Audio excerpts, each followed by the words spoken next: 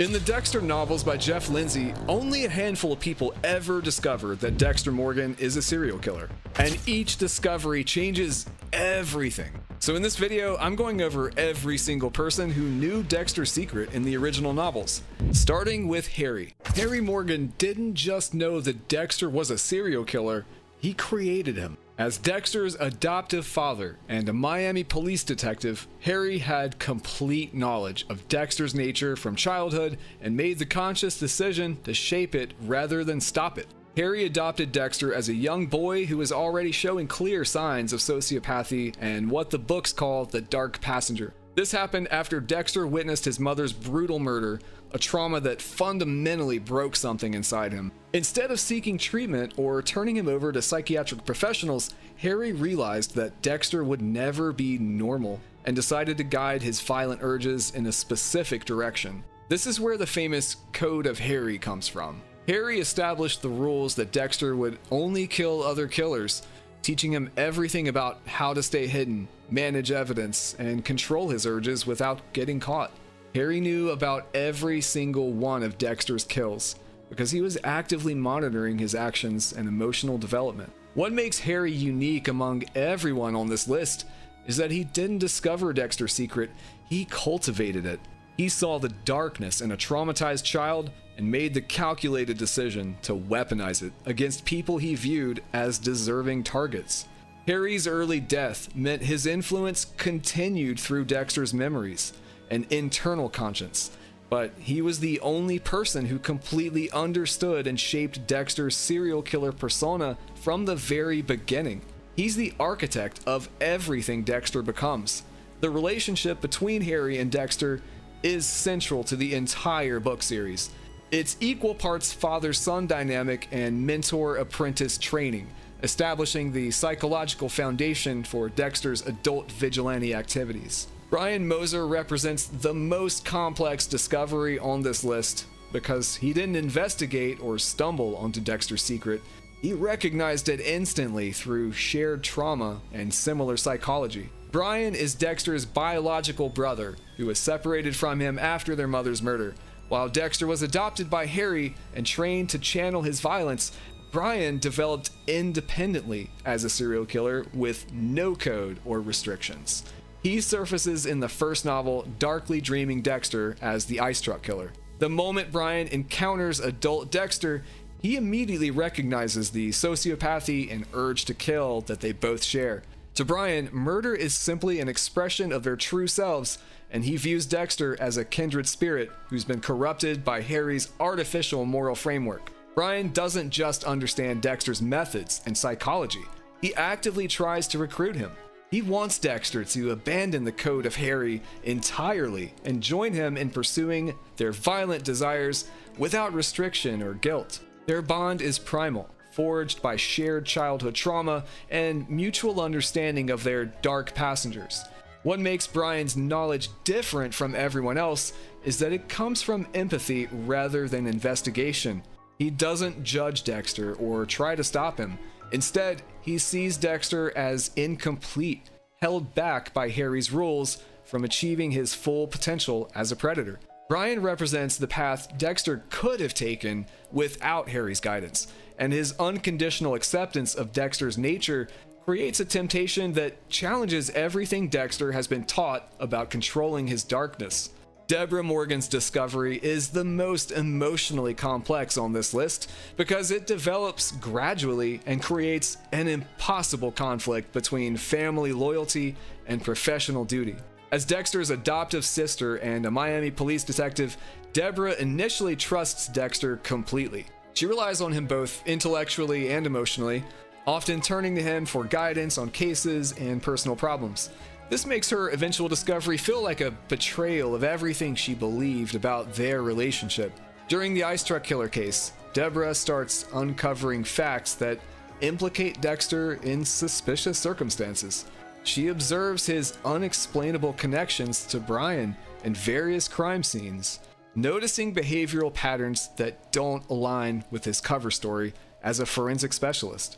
The climax comes when Brian attempts to persuade Dexter to kill Deborah, forcing Dexter to choose between embracing his dark nature and maintaining his family connections. Deborah confronts Dexter about his suspicious behavior and, while not given every detail, becomes aware that he operates outside the law as a killer shaped by Harry's legacy. What makes Deborah's knowledge unique is how it evolves throughout the book series. Her suspicions wax and wane as she sometimes attempts to overlook or rationalize Dexter's actions due to overwhelming love and loyalty. She never fully returns to ignorance about his true nature, but she also struggles with accepting it. Deborah represents the emotional cost of Dexter's secret. She loves him, but is appalled by what he does, creating internal conflict between her role as a police officer and her identity as his sister. Her journey from trust to suspicion to reluctant acceptance drives much of the emotional tension in the novels. Before you watch any further, I'm happy to finally announce that I'm releasing the first limited drop of my t-shirts. At the start, there are only 100 available, so make sure you buy them while you can at dtmerch.store. Enjoy the video. Albert Dokes is the only law enforcement character from Miami Metro to see through Dexter's charming facade and recognize him as a threat. His knowledge comes from professional instincts and persistent investigation rather than family connection or shared psychology. From their earliest interactions, Dokes is intensely wary and suspicious of Dexter's cold detachment and uncanny ability to understand murder cases. Where other cops see Dexter as a valuable forensic analyst, Dokes sees behavioral red flags that suggest something much darker. In Dearly Devoted Dexter, Dokes escalates his suspicions into active surveillance, continuously tailing Dexter due to his general suspicions about Dexter's nature. However, he is captured and mutilated by Dr. Danko, the book's main antagonist, before he can uncover concrete evidence of Dexter's activities. He survives the ordeal but loses his tongue and must use a voice box, remaining suspicious throughout later books without ever fully proving his theories. Unlike the family members who discover Dexter's secret through emotional connections, Dokes approaches it from a cop's perspective. He doesn't care about Dexter's motivations or personal history. He simply recognizes that Dexter is dangerous and needs to be stopped. Dokes' awareness puts him in direct danger because he represents the justice system's natural checks against Dexter's vigilantism.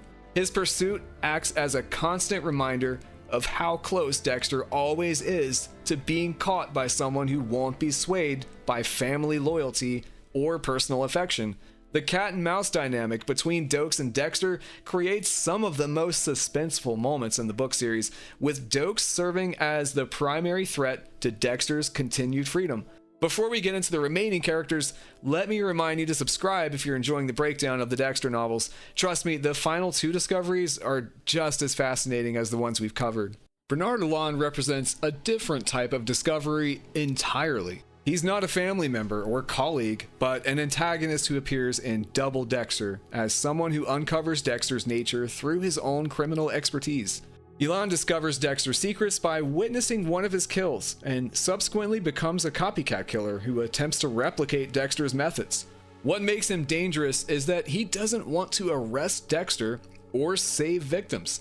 He wants to use Dexter's secret for leverage and manipulation through blackmail.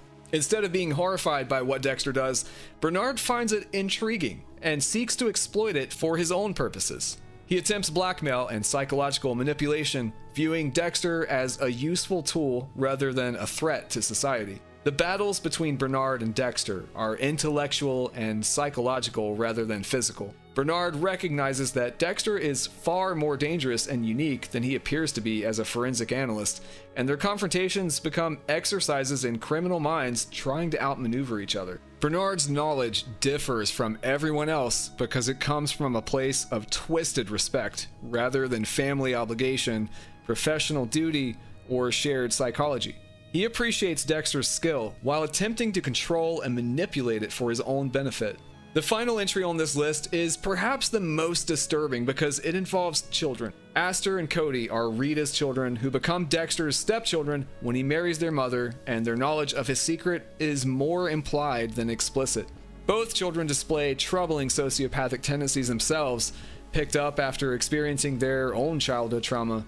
Dexter recognizes their potential for violence and makes the decision to mentor them when he becomes part of their family. He begins introducing them to concepts from the Code of Harry, teaching them to structure and restrain their dark urges in ways similar to how Harry trained them. While they're not fully aware of every detail, the context and intent of Dexter's lessons suggests they're developing knowledge that he operates outside normal morality. The books hint at Dexter's long-term plans for Aster and Cody, but don't always clarify how much they actually witness or understand about his activities. Their learning process is ambiguous, but they represent the only other people that Dexter actively trains in the methods and ideology of his double life. What makes their situation particularly complex is that they're children being shaped by someone who's systematically teaching them to become killers. They're not discovering Dexter's secret through investigation or family revelation.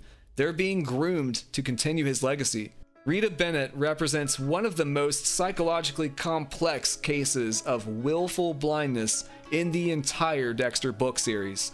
As Dexter's girlfriend and later wife, she was in the perfect position to discover his secret, but her own trauma prevented her from processing what she was seeing. Rita occasionally noticed Dexter's emotional detachment, unexplained absences, and strange behavior patterns that should have raised major red flags, but she observed his lack of genuine emotional responses to situations that would affect normal people, his frequent late-night disappearances, and an overall sense that something was fundamentally off about the man she was living with. But here's what makes Rita's situation so tragic.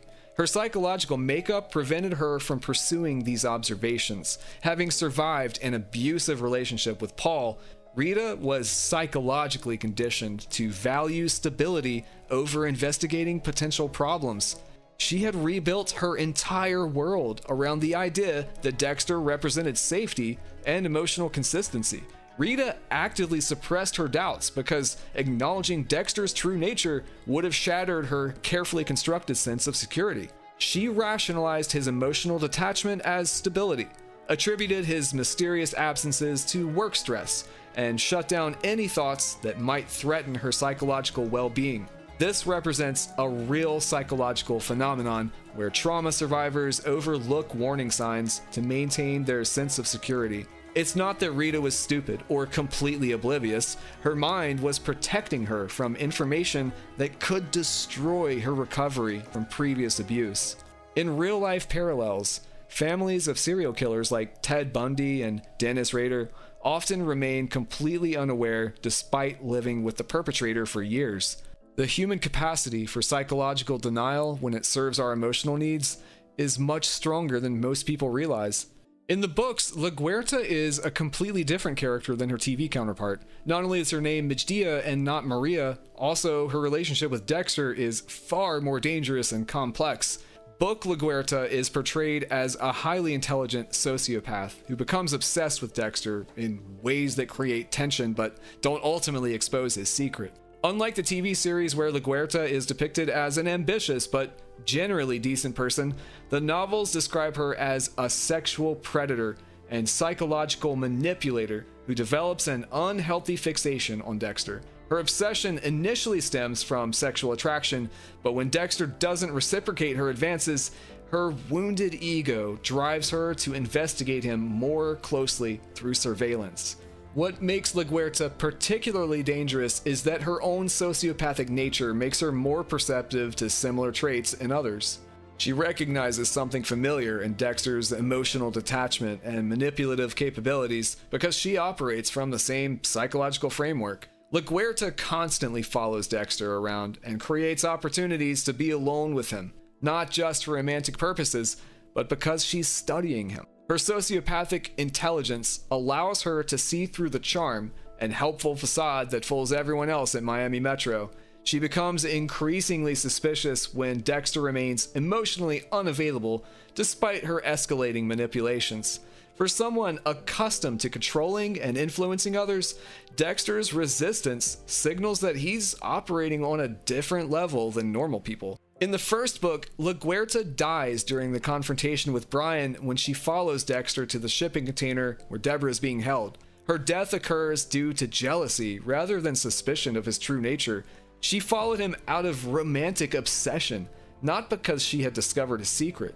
She's killed by Brian without ever learning about Dexter's activities as a serial killer. In the novels, Angel Batista works as a forensic officer alongside Dexter rather than as a detective, which creates a different dynamic than what we see in the TV series.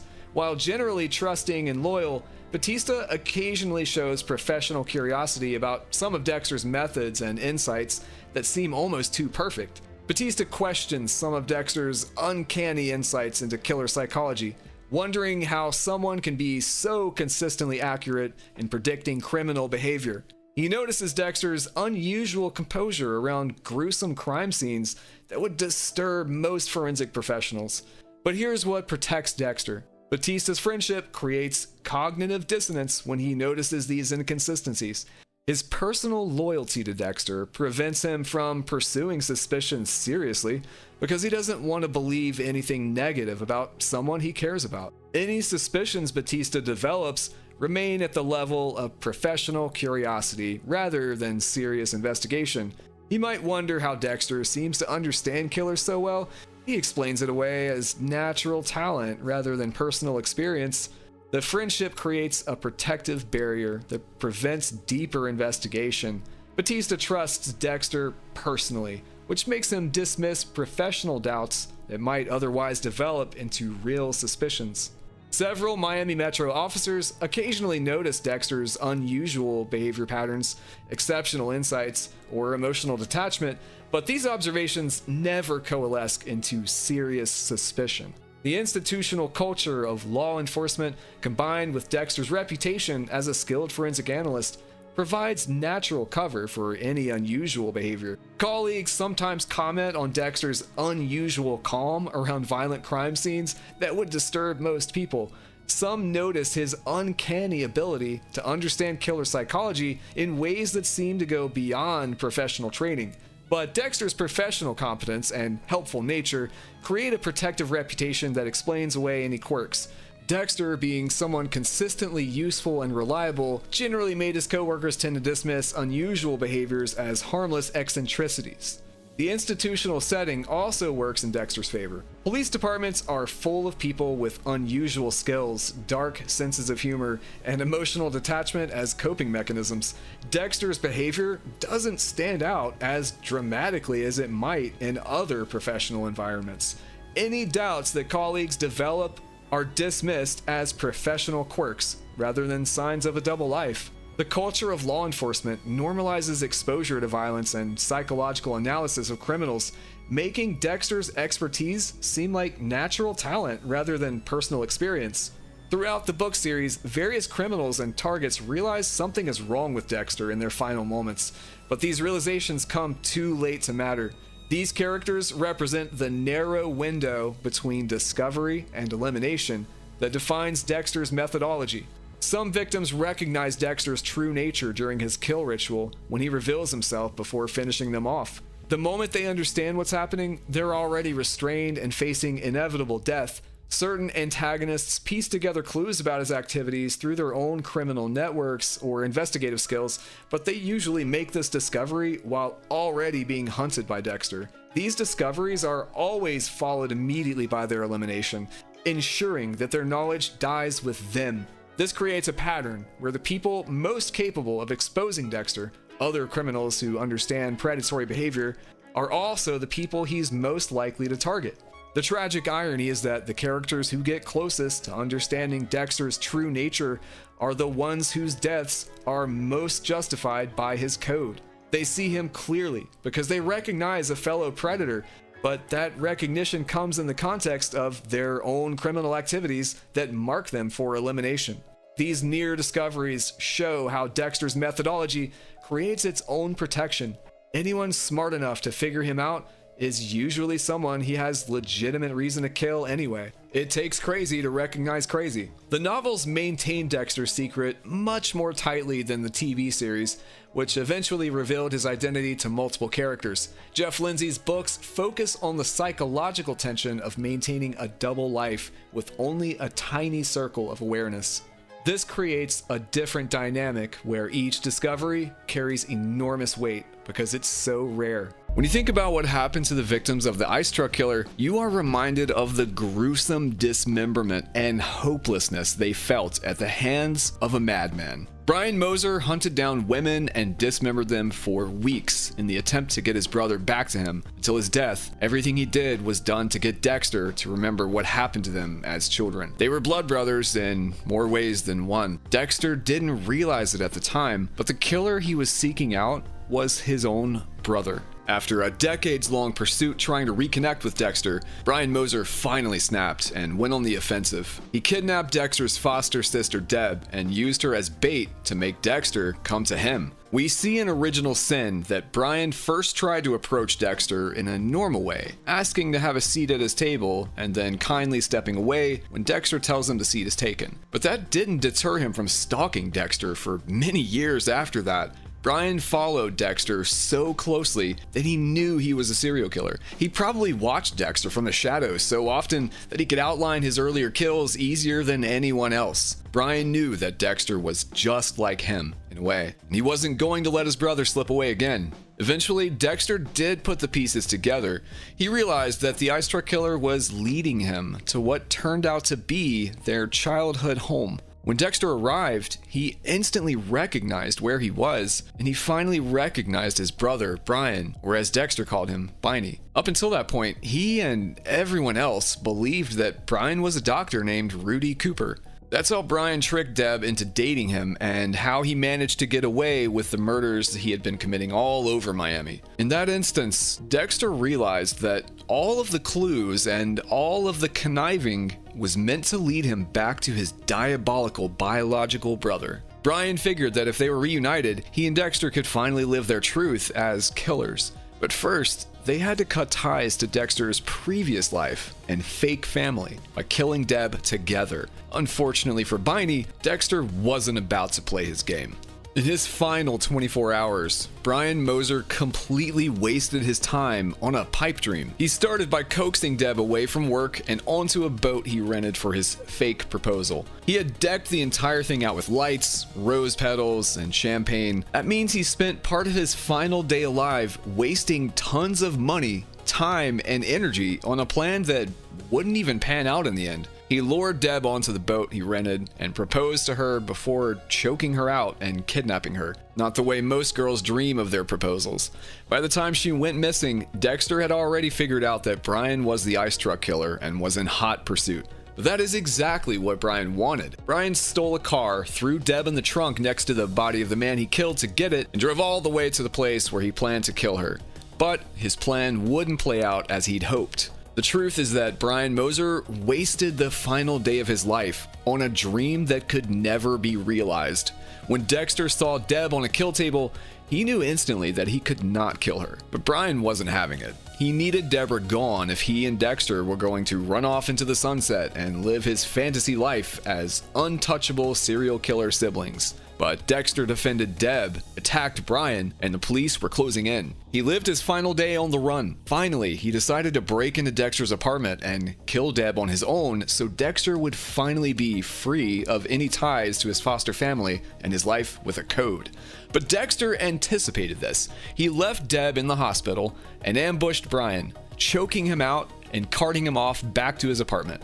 There, Dexter spoke with him briefly before slitting his throat, finally ending the terrifying murder spree he'd been on. Brian died with the knowledge that his own brother, the person he spent his entire life trying to get back to, rejected him. In a way, his final day was a mirror for his entire life. It boiled down to little more than a frenzied attempt to gain a sense of control and connection, neither of which would ever come to a person as horrible as him. He got exactly what was coming to him. Sadly, it wasn't what he expected. Lila West. Lila West entered Dexter's life when he was in a particularly vulnerable position. After getting Rita's husband sent back to prison for drug use, Dexter lied his way out of the situation by pretending to be an addict himself. Rita accepted the explanation for his erratic behavior, and the rest was history. He entered Narcotics Anonymous, and soon after, Lila became his sponsor. From the beginning, Lila seemed unusually perceptive, able to read Dexter's emotional cues with unsettling precision. Dexter was not used to anyone probing his mind so accurately, so He found her both disarming and intoxicating. Lila presented herself as the only person who truly understood his dark urges and encouraged him to embrace his impulses instead of suppressing or restraining them. But the connection was built on lies and emotional manipulation. As a result, it very quickly morphed from a supportive, mutual relationship into a one-sided obsession that Lila wouldn't let go of. Lila started butting into Dexter's personal life, isolating him from Rita and the kids, while subtly testing how far she could push him. When Dexter tried to pull away, she only dug in deeper, staging emergencies and emotional crises to bring him back in. Her fascination became a fixation. Instead of helping Dexter recover, she wanted to be the one person he relied on. Lila wanted to be the only individual he could not live without. She was unwilling to let him go, and that's when the problems really started. The turning point came when she learned that Sergeant Dokes knew Dexter was the Bay Harbor Butcher and planned to turn him in. Rather than viewing Dokes as an innocent man or a potential victim, Lila saw him as a threat to Dexter's freedom, and more importantly, to her delusions of a future with him. She decided to act on her twisted sense of loyalty. After tracking Dexter down, we know Dokes ended up trapped in a cage in the Everglades, while Dexter tried to decide what to do with him. Lila found him there and blew up the cabin, killing Dokes instantly. In her mind, this act cemented her role as Dexter's soulmate. Lila believed that she was the one who would eliminate any obstacle for him. She was certifiably nuts. Of course, the murder was actually the final rupture between them, not an act of love that would bring Dexter back. By murdering James, Lila exposed the full extent of her instability and the very real threat she posed, not only to Dexter, but to anyone she fixated on. She destroyed even the illusion that their relationship had ever been anything but volatile and obsessive. After killing Dokes, Lila thought she had a real shot with Dexter. After all, she did it for him. But of course, Dexter was not interested in getting back together with the loony addict who almost ruined his relationship with Rita, framed his friend and coworker Batista for sexual assault, and killed Dokes, a virtually innocent man. Dexter actually planned to kill her for what she'd done, but Lila fled to Paris before he got the opportunity. Unfortunately for her, that wasn't enough to stop him. He tracked her down in Paris, broke into her apartment, and killed her with a knife to the chest. It's not clear exactly what Lila was up to before Dexter tracked her down, but if her time in Miami was any indication, she was probably committing theft, making art of questionable quality, stalking her next victim, and planning to set someplace on fire. Lila was a crazed arsonist, and there is little doubt that she would have lost the firebug just because she moved to France. Given the havoc she created in Dexter's life and the fact that she was willing to do anything up to and including murder to get what she wanted, it's very likely that she was up to her old tricks in a new location. Keep in mind, Lila not only killed Dokes, but she tried to kill Dexter, Astor, and Cody. Not only that, but she set her own apartment on fire to get his attention, and that could have killed plenty of innocent people too. Lila may have been gallivanting around Paris acting as if nothing happened, but the fact is that she was a dangerous maniac who needed to be stopped one way or another. Dexter undoubtedly saved countless people's sanity, relationships, and lives by taking her out. Hopefully she enjoyed her little vacation before Dexter rightfully cut it short. If she really thought that she could outsmart the Bay Harbor Butcher, her final hours were spent just the way she spent most of her adult life, in a haze of overconfident delusion. Miguel Prado. Miguel Prado and Dexter had one of the fastest rise and fall friendships in the entire series. After a short growing period, their bond quickly turned into an explosive disaster. Eventually, Miguel pushed Dexter to the edge, and it completely fell apart. After his brother Oscar died, Miguel believed that Dexter killed the man responsible, a drug dealer named Freebo. Miguel was so grateful that he latched onto Dexter and wouldn't let go. He saw Dexter as someone capable of delivering the kind of justice he desperately wanted to dole out, but never actually could. Dexter, on the other hand, finally felt seen, maybe even admired, and a lot less alone than he usually did. When Miguel didn't stop at a basic friendship, he kept pressing Dexter for deeper truths, pushing into parts of Dexter's life that no one else knew about. Eventually, Miguel manipulated and pressured Dexter into revealing his code, his ritual, and his life as a vigilante serial killer. Pretty soon, he and Miguel were planning murders together, with Dexter serving as the voice of reason, trying to stop Miguel from making increasingly risky moves and killing innocent people.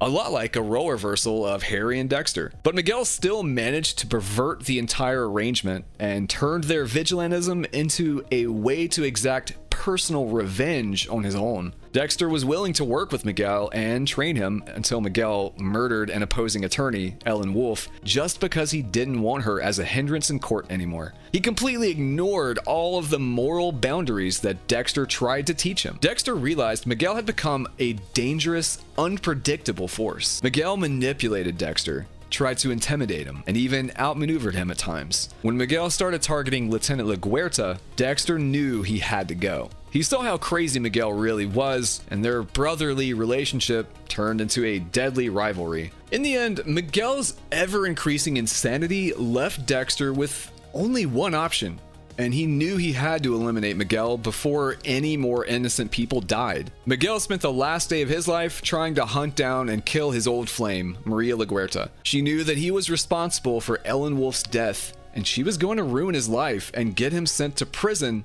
if she didn't back off. First, he tried seducing her, despite being married, and when that didn't work, he decided he would just break into her house, murder her, and dump her body in an open grave somewhere like he did to Ellen Wolf. And that wasn't the only thing Miguel was up to on his final day.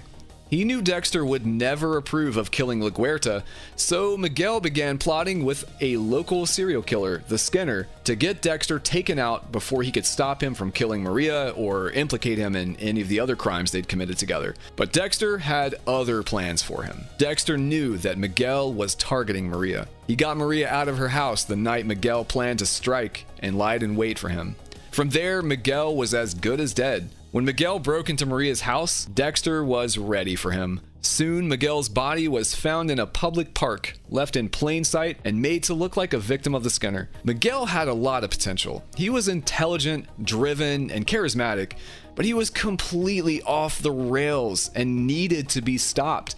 He spent the last 24 hours of his life desperate, paranoid, and alone, plotting to kill the people closest to him to save his own skin. No pun intended. Arthur Mitchell, the Trinity Killer. Arthur Mitchell was perhaps the most prolific serial killer Dexter had to face. With over 250 kills all around the country, he was unlike any other target. When Dexter first started vetting Arthur, he was fascinated. From the outside, it looked like Arthur had achieved the perfect arrangement. He was an active serial killer who also maintained a stable family, a long-term job, and he was a pillar of his community. To Dexter, Arthur was the blueprint for living a balanced double life. That pulled Dexter in, and soon he inserted himself into Arthur's world under the alias Kyle Butler.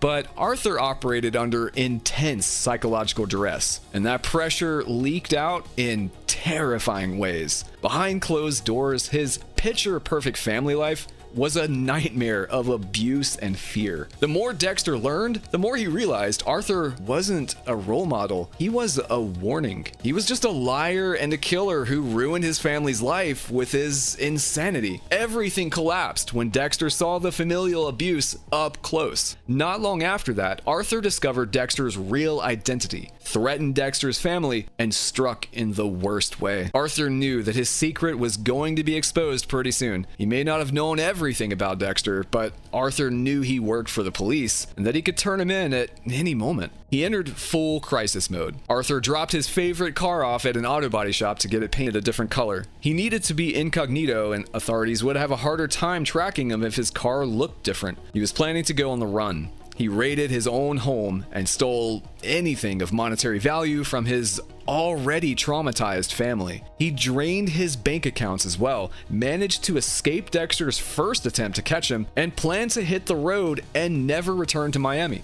At some point in the midst of all that, Arthur broke into Deb's apartment thinking it was still Dexter's. Luckily, Deb wasn't home, but the same couldn't be said for Rita. Trinity found Dexter's real house, and it's unclear if he planned to kill Dexter when he got there, but in the end, it was Rita and Harrison he found when he arrived. Trinity spent his final hours of freedom killing Rita to get back at Dexter for blowing up his life. He ambushed her and left her to bleed out in a tub, as he did so many of his other victims, and he left Harrison sitting on the bathroom floor in his mother's blood and bathwater, scared and confused. Arthur picked his car up from the auto shop and headed out of town, but Dexter sabotaged his car, caught him on the side of the road, and finally managed to get Arthur on his kill table. When he finally killed Arthur, Dexter didn't know that Rita was dead. He thought he'd won. Arthur saw the writing on the wall after Dexter ID'd him, and he dealt the heaviest blow possible by killing his wife and traumatizing his child. In the end, neither of them won. Dexter's life was destroyed, and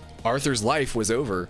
The final 24 hours for the Trinity Killer were as deadly as they were chaotic. He was a deeply disturbed and dangerous monster right up to the very end. The worst part is that he seemed to die peacefully after all of the death and destruction he brought to so many people's lives. His final moments were spent surrounded by his favorite things from his childhood. His Lionel train set, even his favorite song was playing as Dexter killed him. It was better than he deserved, but at least it was over. Jordan Chase.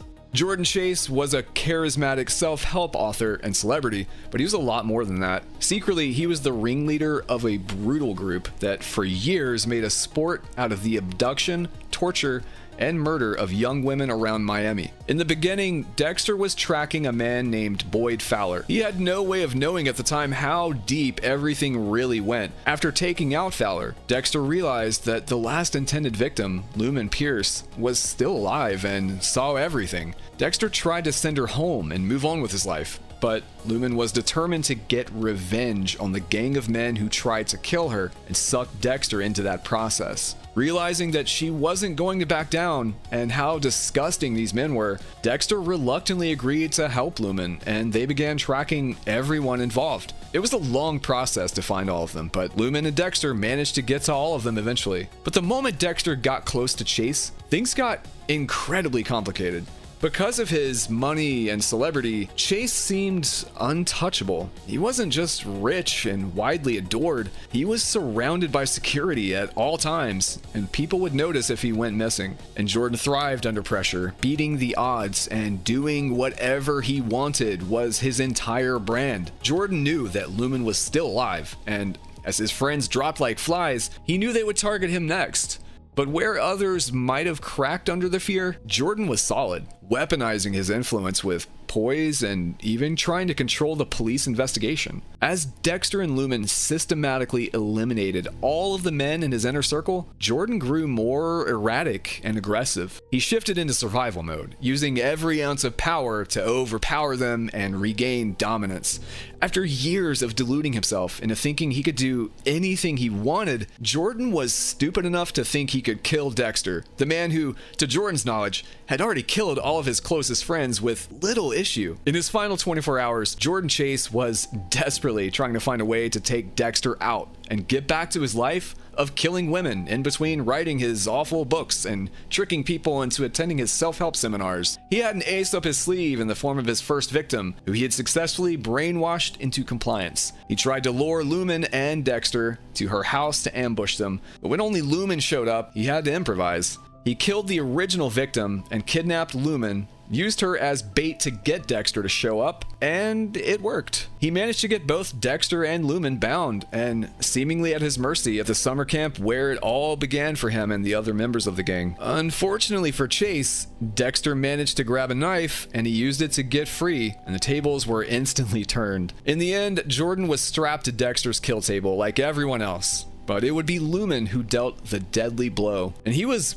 vile and arrogant up to the very end, taunting Lumen and refusing to acknowledge that he was finally getting what he deserved for coordinating the murder of 12 women. He was a manipulative and murderous sociopath whose final day was spent fighting for control as he devolved further and further into madness until he was finally put out of his misery. A fitting end for such a horrifically destructive monster. Travis Marshall. better known as the Doomsday Killer, had to be one of the most mentally disturbed killers Dexter ever faced. When he first crossed paths with Travis, Dexter believed that he was the submissive follower of a man named Professor Geller, a supposedly unhinged religious fanatic who was orchestrating biblically themed murders around Miami to bring about the end of days. Travis came off timid, remorseful, and almost desperate for a way out. Dexter saw him as a victim himself, someone who might be saved from Geller with enough help. That miscalculation made Dexter drop his guard more than he normally would. It worked with Lumen, but it certainly wouldn't work with Travis. The force guiding Travis to kill wasn't external at all. The truth was that he had already killed the professor and stored his body in a freezer. The version of Geller Travis was experiencing when he met Dexter was just a hallucination that he used to justify every other murder he committed. He fed his obsession with what he saw as the beginning of the end by creating the tableaus and trying to scare the people of Miami into buying the idea that the end of days was near. The more Dexter dug, the more he realized Travis wasn't a victim at all.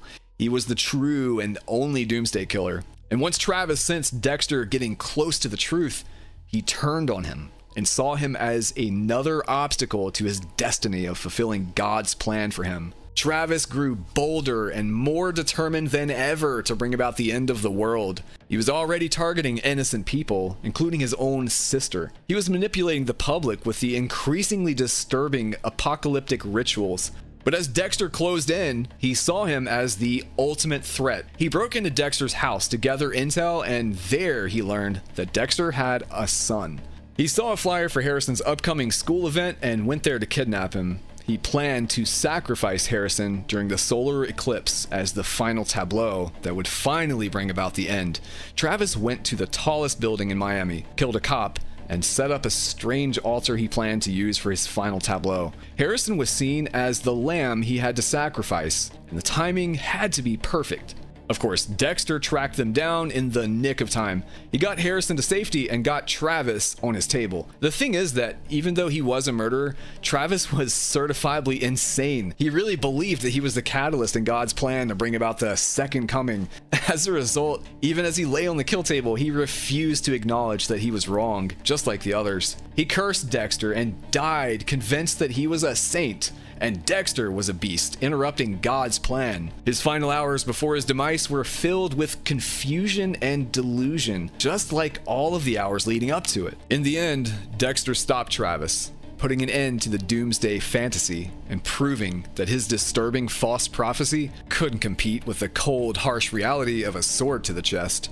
Isaac Serco. When Dexter killed Victor Baskov, he had no idea that Victor was anything other than a member of the Koshka Brotherhood who had killed Miami Metro Detective Mike Anderson and a young woman he met working at a strip club one night. But in fact, Victor was the secret lover of Isaac Serco, one of the most feared and skilled leaders in the Koshka Brotherhood. He wanted revenge for Victor's death, and he wasn't going to stop until he got it. He used every resource at his disposal to figure out who was responsible, and that led him to Dexter, who immediately became the target. Isaac hunted him down with unyielding determination and even almost killed him for what he'd done to Victor. Isaac stalked Dexter with an eerie calm. He was a skilled hitman himself, and he loved Victor so much that he could not be deterred from his mission to avenge his death. Every move he made pushed Dexter into a corner he wasn't used to. But as the conflict escalated, something unexpected happened. The Brotherhood grew tired of Isaac's vendetta. It was costing them money and getting them investigated more closely by authorities. The other leaders knew he wouldn't back down, so they sent a couple of hitmen to kill him and get rid of the problem once and for all. During their long-standing game of cat and mouse, Isaac recognized that Dexter was a skilled killer in his own right. He needed help if he was going to survive the Brotherhood's attempt to take him out, and he enlisted Dexter. They had a strange kinship, both hiding who they really were from everyone around them, and as a result, Dexter and Isaac gained an understanding for each other. Dexter agreed to help Isaac take out the hitman if Isaac would agree to stop hunting him, and after Isaac kidnapped Dexter's girlfriend Hannah as collateral, they struck a deal. Once they teamed up, they were able to successfully kill the men who were targeting Isaac, but the trouble didn't end there. Even after they dumped the body of the final hitman into the ocean, another one was on their tail. They had thrown their weapons off the side of the boat, as well as a truce, and that left Isaac completely vulnerable. Another member of the Brotherhood tracked them to the port and shot Isaac where he stood. Isaac's final 24 hours were spent running from killers, working with Dexter, the man who killed his partner and best friend, desperately trying to stay alive, despite knowing that his life would never be the same. He'd lost everything, not just Victor, but his ties to the Kashkas and thus all of his power and control. In his final moments, Isaac, as he was bleeding out, had a heartfelt conversation with Dexter about how important it was to love boldly and be honest with the people closest to you.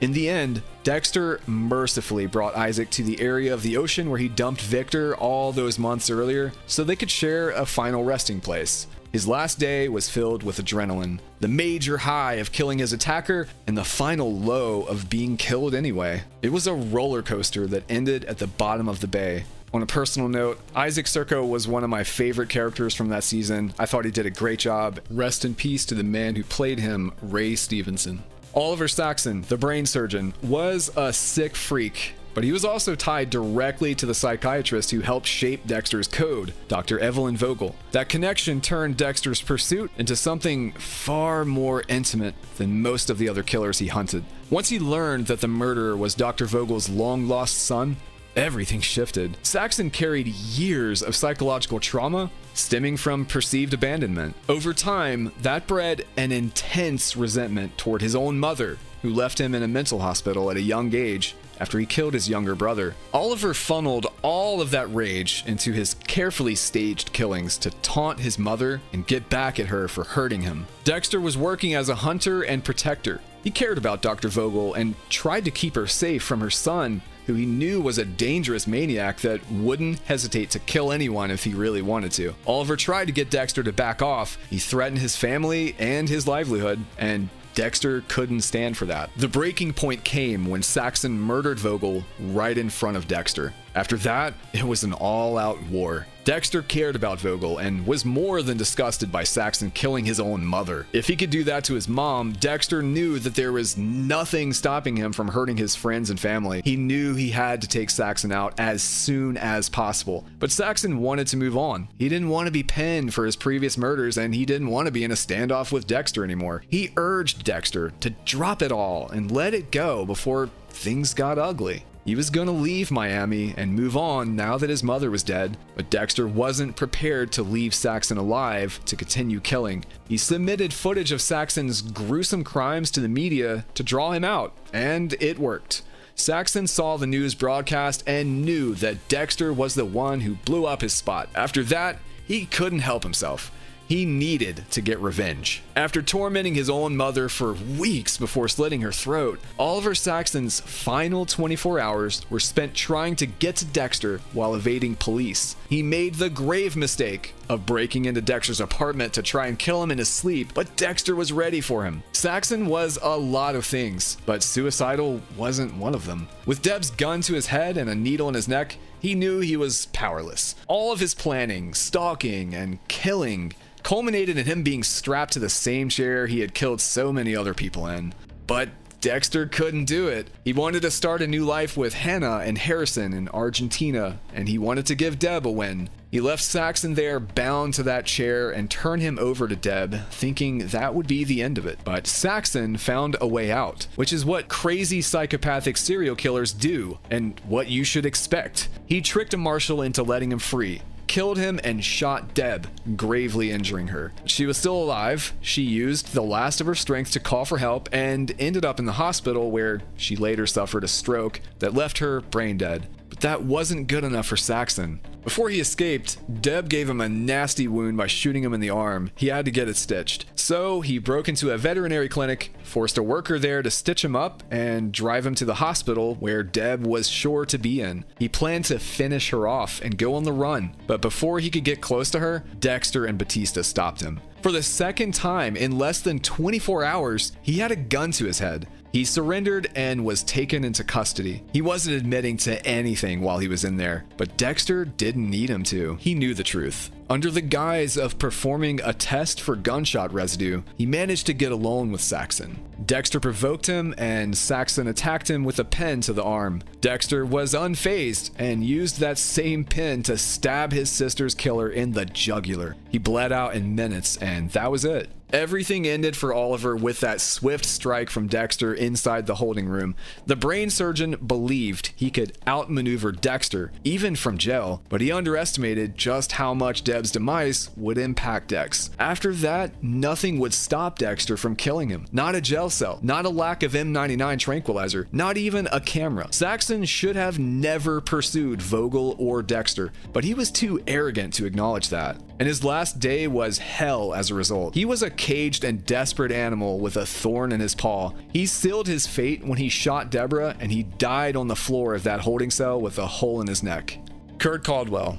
When Dexter, aka Jim Lindsay, first met Kurt Caldwell, he thought Kurt was just another beloved member of the community in Iron Lake. Kurt was a business owner, a father, and a fixture of the town. And Kurt played that role perfectly. He projected charm and confidence. He represented security and small-town values, all to maintain his public reputation. But beneath all of that, he hid a disturbing secret. Kurt was a serial killer who had been abducting vulnerable young women for decades, embalming them and preserving them as trophies beneath his cabin. After Kurt's spoiled son Matt disappeared, he figured out that Dexter was responsible and he wanted revenge. He started getting closer and closer to Dexter's son Harrison, all the while planning to kill him to get back at Dexter. But he'd never get the chance. First, Dexter helped his girlfriend Angela Bishop, the chief of police in Iron Lake, connect Kurt to the missing girls case. When even that couldn't keep Kurt behind bars, he went on the offensive. He wanted Kurt away from his son and out of his life. Kurt was a killer, and Dexter kills killers, so he had no problem eliminating him, but Kurt made it more appealing than most. Targeting Dexter's family is a great way to end up on a kill table,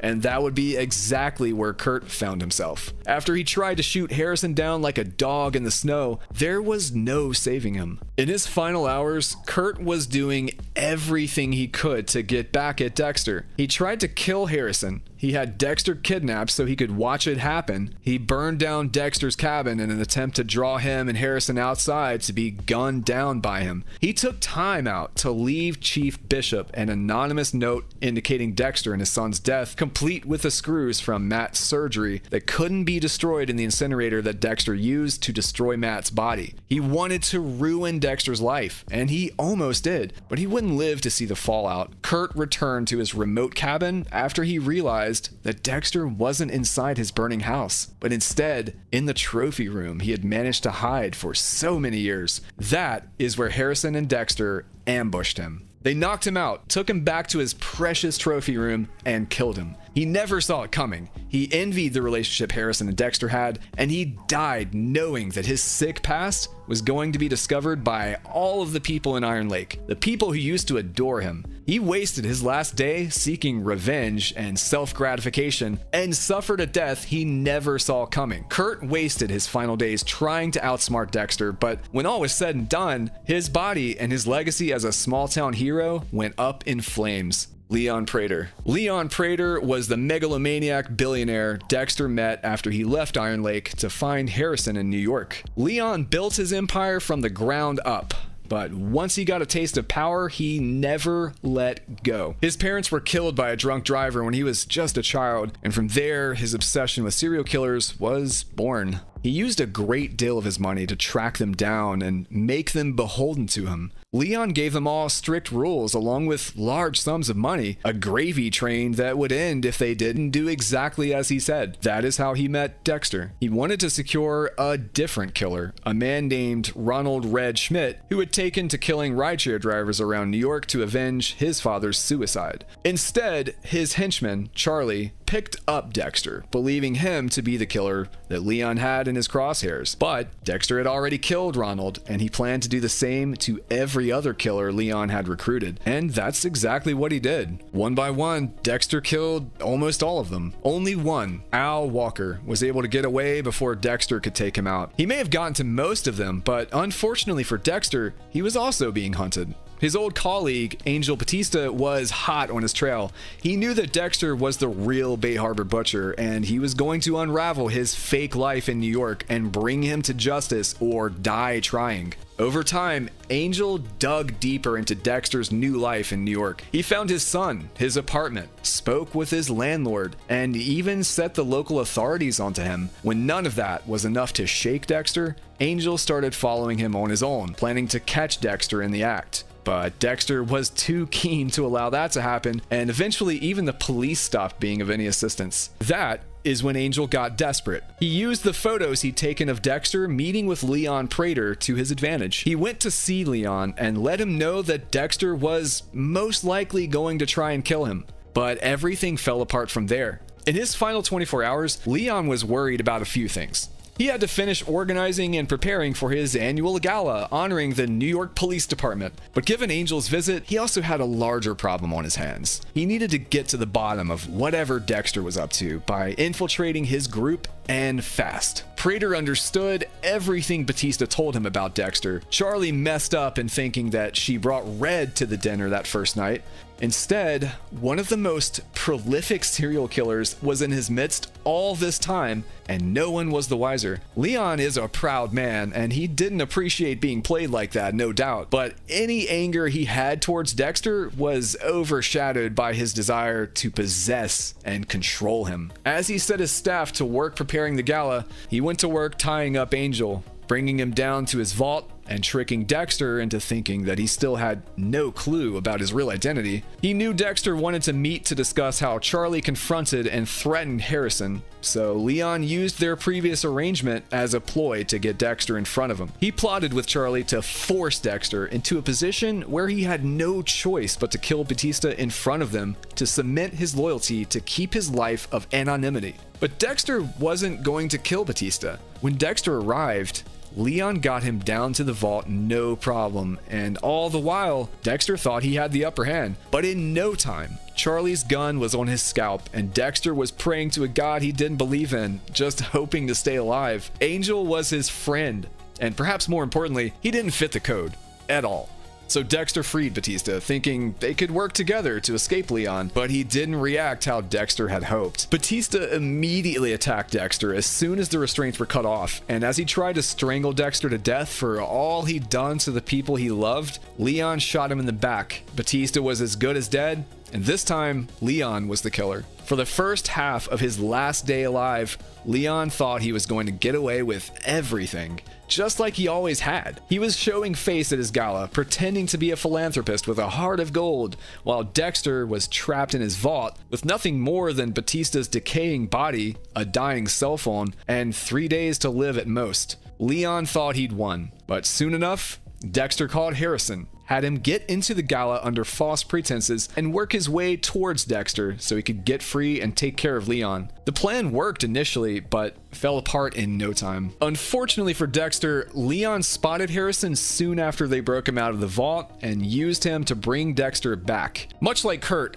Leon was going to kill Harrison in front of Dexter to get back at him for lying to him and putting him at risk of exposure. He was still grappling for a power position in the hours leading up to his death, and he was just as stupid as all the others to believe he actually had it. But in the end, Harrison used a fleeting diversion to inject Leon with M99. He was knocked out instantly, and Dexter had him on the same kill table he used to kill his own brother, Brian, years prior. As the attendees of the gala chanted his name just a few stories below the vault, Leon laid bound in plastic, begging for his life in the most pathetic way. He threatened Harrison, and we all know how well that tends to go for people. Dexter wasn't going to be swayed by his pleas or promises. He killed Leon then and there after telling him that he wasn't even worth being taken as a trophy for his box of blood slides. None of Leon's tricks, not his wealth, influence, or charm, were enough to save him. He'd spent so many years controlling others, only to find himself completely helpless in the final moments of his life. What's worse is that Dexter alerted everyone to the existence of the vault, exposing Prater as the demented creep he really was. He wasn't getting peace in life or death after he went up against Dexter and Harrison, but he tricked himself into thinking he could find his way back on top right up to the very end. His final day was filled with murder, pointless power plays, losing his head of security, and finally, with the realization that money can't buy everything. He was thrown into a watery tomb and exposed. Leon's life and legacy amounted to nothing. Dexter made sure of that. So many killers thought they could outsmart Dexter, but crossing Dexter is like jumping feet first into quicksand. The longer you're in it and the more you fight it, the closer you get to your own demise. The best thing for all of them would have been to avoid him altogether, but some combination of undue confidence and rage drew them deeper and deeper into his muck until finally they took their last breath. Dexter took a few blows personally by becoming entangled with these monsters, but he always walked away. Unlike them, his final day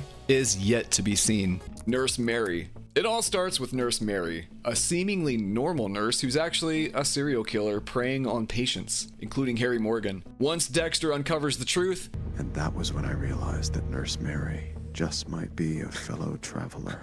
Harry gives him a kind of unspoken permission to do what needs to be done to stop her from killing him or any other patients moving forward. Don't let her. Dexter prepares the kill room and lies in wait for her to return home. When she arrives, they have a short tussle, but Dexter is able to subdue her. You never forget your first time. Mine was with an older woman. When she wakes up, she's strapped to his kill table, and Dexter confronts her with her scrapbook of victims. He feels the fear as her heart rate increases before stabbing her in the chest. He dumps her body in the swamp known as Alligator Alley and keeps her earrings as his first trophy. My first trophies. Despite Harry strictly forbidding any trophies or leaving any traces of his kills. As his first time, the kill is clumsy, emotional, and deeply personal due to Mary targeting Dexter's own dad. It's Dexter's trial by fire, essentially, where his primal instinct meets the earliest stages of a polished ritual. But more importantly, it's the moment where Harry's code becomes more than theory. It becomes action. But first kills are rarely clean, and rules are often broken. While Nurse Mary was about saving Harry, Dexter's second kill reveals a shift. From personal justification to calculated execution. And now that Dexter had a taste for blood, he couldn't stop. Tony Ferrer, a loan shark with ties to a young immigrant's death, is not a textbook serial killer, but Dexter considers him guilty enough to warrant the table. I was dying to, starting with taking care of Batista's one that got away, Tony Ferrer. After learning that Ferrer was responsible for the death of one woman, which led to the suicide of her son, he knew Tony would be his next kill. Tony deserved to die. Posing as Patrick Bateman, using a fake ID from Asuka, Dexter infiltrates Ferrer's world by pretending to need a loan. He then confirms Tony's crimes using ballistics from his gun and by pinning down his MO. Once he subdues Tony, Dexter straps him into the elaborate kill room inside the Jai Alai arena where they first met. After a bit of denial, Ferrer eventually admits to what he's done. That was enough for Dexter, who killed him with a swift slash to the throat. In classic Dexter fashion, he dismembers Tony and disposes of the body in the same swamp where he left Nurse Mary's corpse, mistakenly believing the job done. But Ferrer's arm resurfaces, with his very unique ring still attached, threatening to unravel Dexter's secrecy and land him in prison. Luckily, Dexter is called in to work the scene after the arm is discovered. So while no one is looking, he lets an alligator eat the arm to finish the cleanup and get rid of the only remaining evidence. Alligator came out of nowhere. I'm lucky I got out of the way in time, but it took the arm. Dexter's evolving methodology still lacked the discipline he'll later be known for, but his ability to think on his feet is as impressive as ever. But in that very failure, the stage is set for growth. This kill was cleaner than Nurse Mary's, but not by much. But Dexter was growing too sure of himself to stop now. It was a strange feeling after my second kill, like sitting in the gap between who I was and who I was becoming. His next target would show just how confident he was already in his ability to kill without getting caught. Mad Dog Moretti. Next, Dexter targets Anthony Mad Dog Moretti, a semi-retired hitman with possibly 200 plus kills. With his free time, Mad Dog began collecting expensive guitars and also became a charter boat captain to keep a low profile and undermine suspicion that he may in fact be a killer, having evaded a police investigation in the past. Dexter vets Mad Dog and discovers that he is not actually retired from doing hits, and he has a new victim lined up. He convinces Harry to let him eliminate Mad Dog and gets to work setting up the kill room. He sets the room up perfectly. Plastic sheets, crime scene photos, the full ritual. But as Mad Dog wakes mid-procedure, a desperate fight breaks out and spills into the street. In an unexpected twist, as Dexter is chasing Mad Dog up the street, the old man is hit by a truck and dies before Dexter can land the killing blow. This is a pivotal moment. It's Dexter's biggest screw-up yet. His inability to sedate, secure, and control the moment led to chaos that could ruin his life and his family's. What happened to Mad Dog could have left behind a ton of forensic evidence. Harry is furious and grounds Dexter, temporarily banning him from future kills. The message is clear. If Dexter is to live by the code, there can be no room for error. But that may have been just the motivation Dexter needed, because with his urges as strong as ever, he knew he would have to figure out an airtight ritual if he wanted Harry to let him off the leash. As a result, his next kill is his smoothest one yet. He is only getting better. Levi Reed. Some people argue that Mad Dog doesn't count as a kill for Dexter because it was the driver who killed him, not Dexter. Under that interpretation, it was actually the Levi Reed kill that cemented Dexter as a true serial killer, and it couldn't have happened to a more deserving guy. Levi Reed is a textbook monster. He savors his victims' pain, and his killings are methodical and cruel, so Dexter sees him as a perfectly morally clear target. He abducts Reed, ties him to the kill table, and confronts him not just with his crimes, but with the importance of the moment that this will be Dexter's third undisputed kill, officially marking him as a serial killer by FBI standards. The exchange is chilling. Reed recognizes Dexter for what he is, even before Dexter fully does. This murder isn't just justified, it's symbolic. The ritual is cleaner, the code is clearer, and Dexter finally feels in control. And as Dexter internalizes his returning confidence, he is unwittingly preparing for the most high-stakes kill of the season. And it's one that tests Dexter's morality, patience, and commitment to the code. Captain Aaron Spencer. Captain Aaron Spencer, a revered figure in Miami's maritime circles, is revealed to be a child predator, someone even Harry would have hunted. Dexter tracks him down, slashes him open in a quiet corner of the marina, and silently watches the blood run. Unlike his earlier attempts, this kill is fast, brutal, and efficient. The way he kills Captain Spencer shows the maturing of Dexter's style. The ritual is compact, the logic sound, and the disposal flawless. It's also the moment Dexter discovers an ideal body dumping location, the open ocean. The visual of blood mixing with water smeared across the lens is a cinematic reflection of Dexter's evolution. Mike Donovan.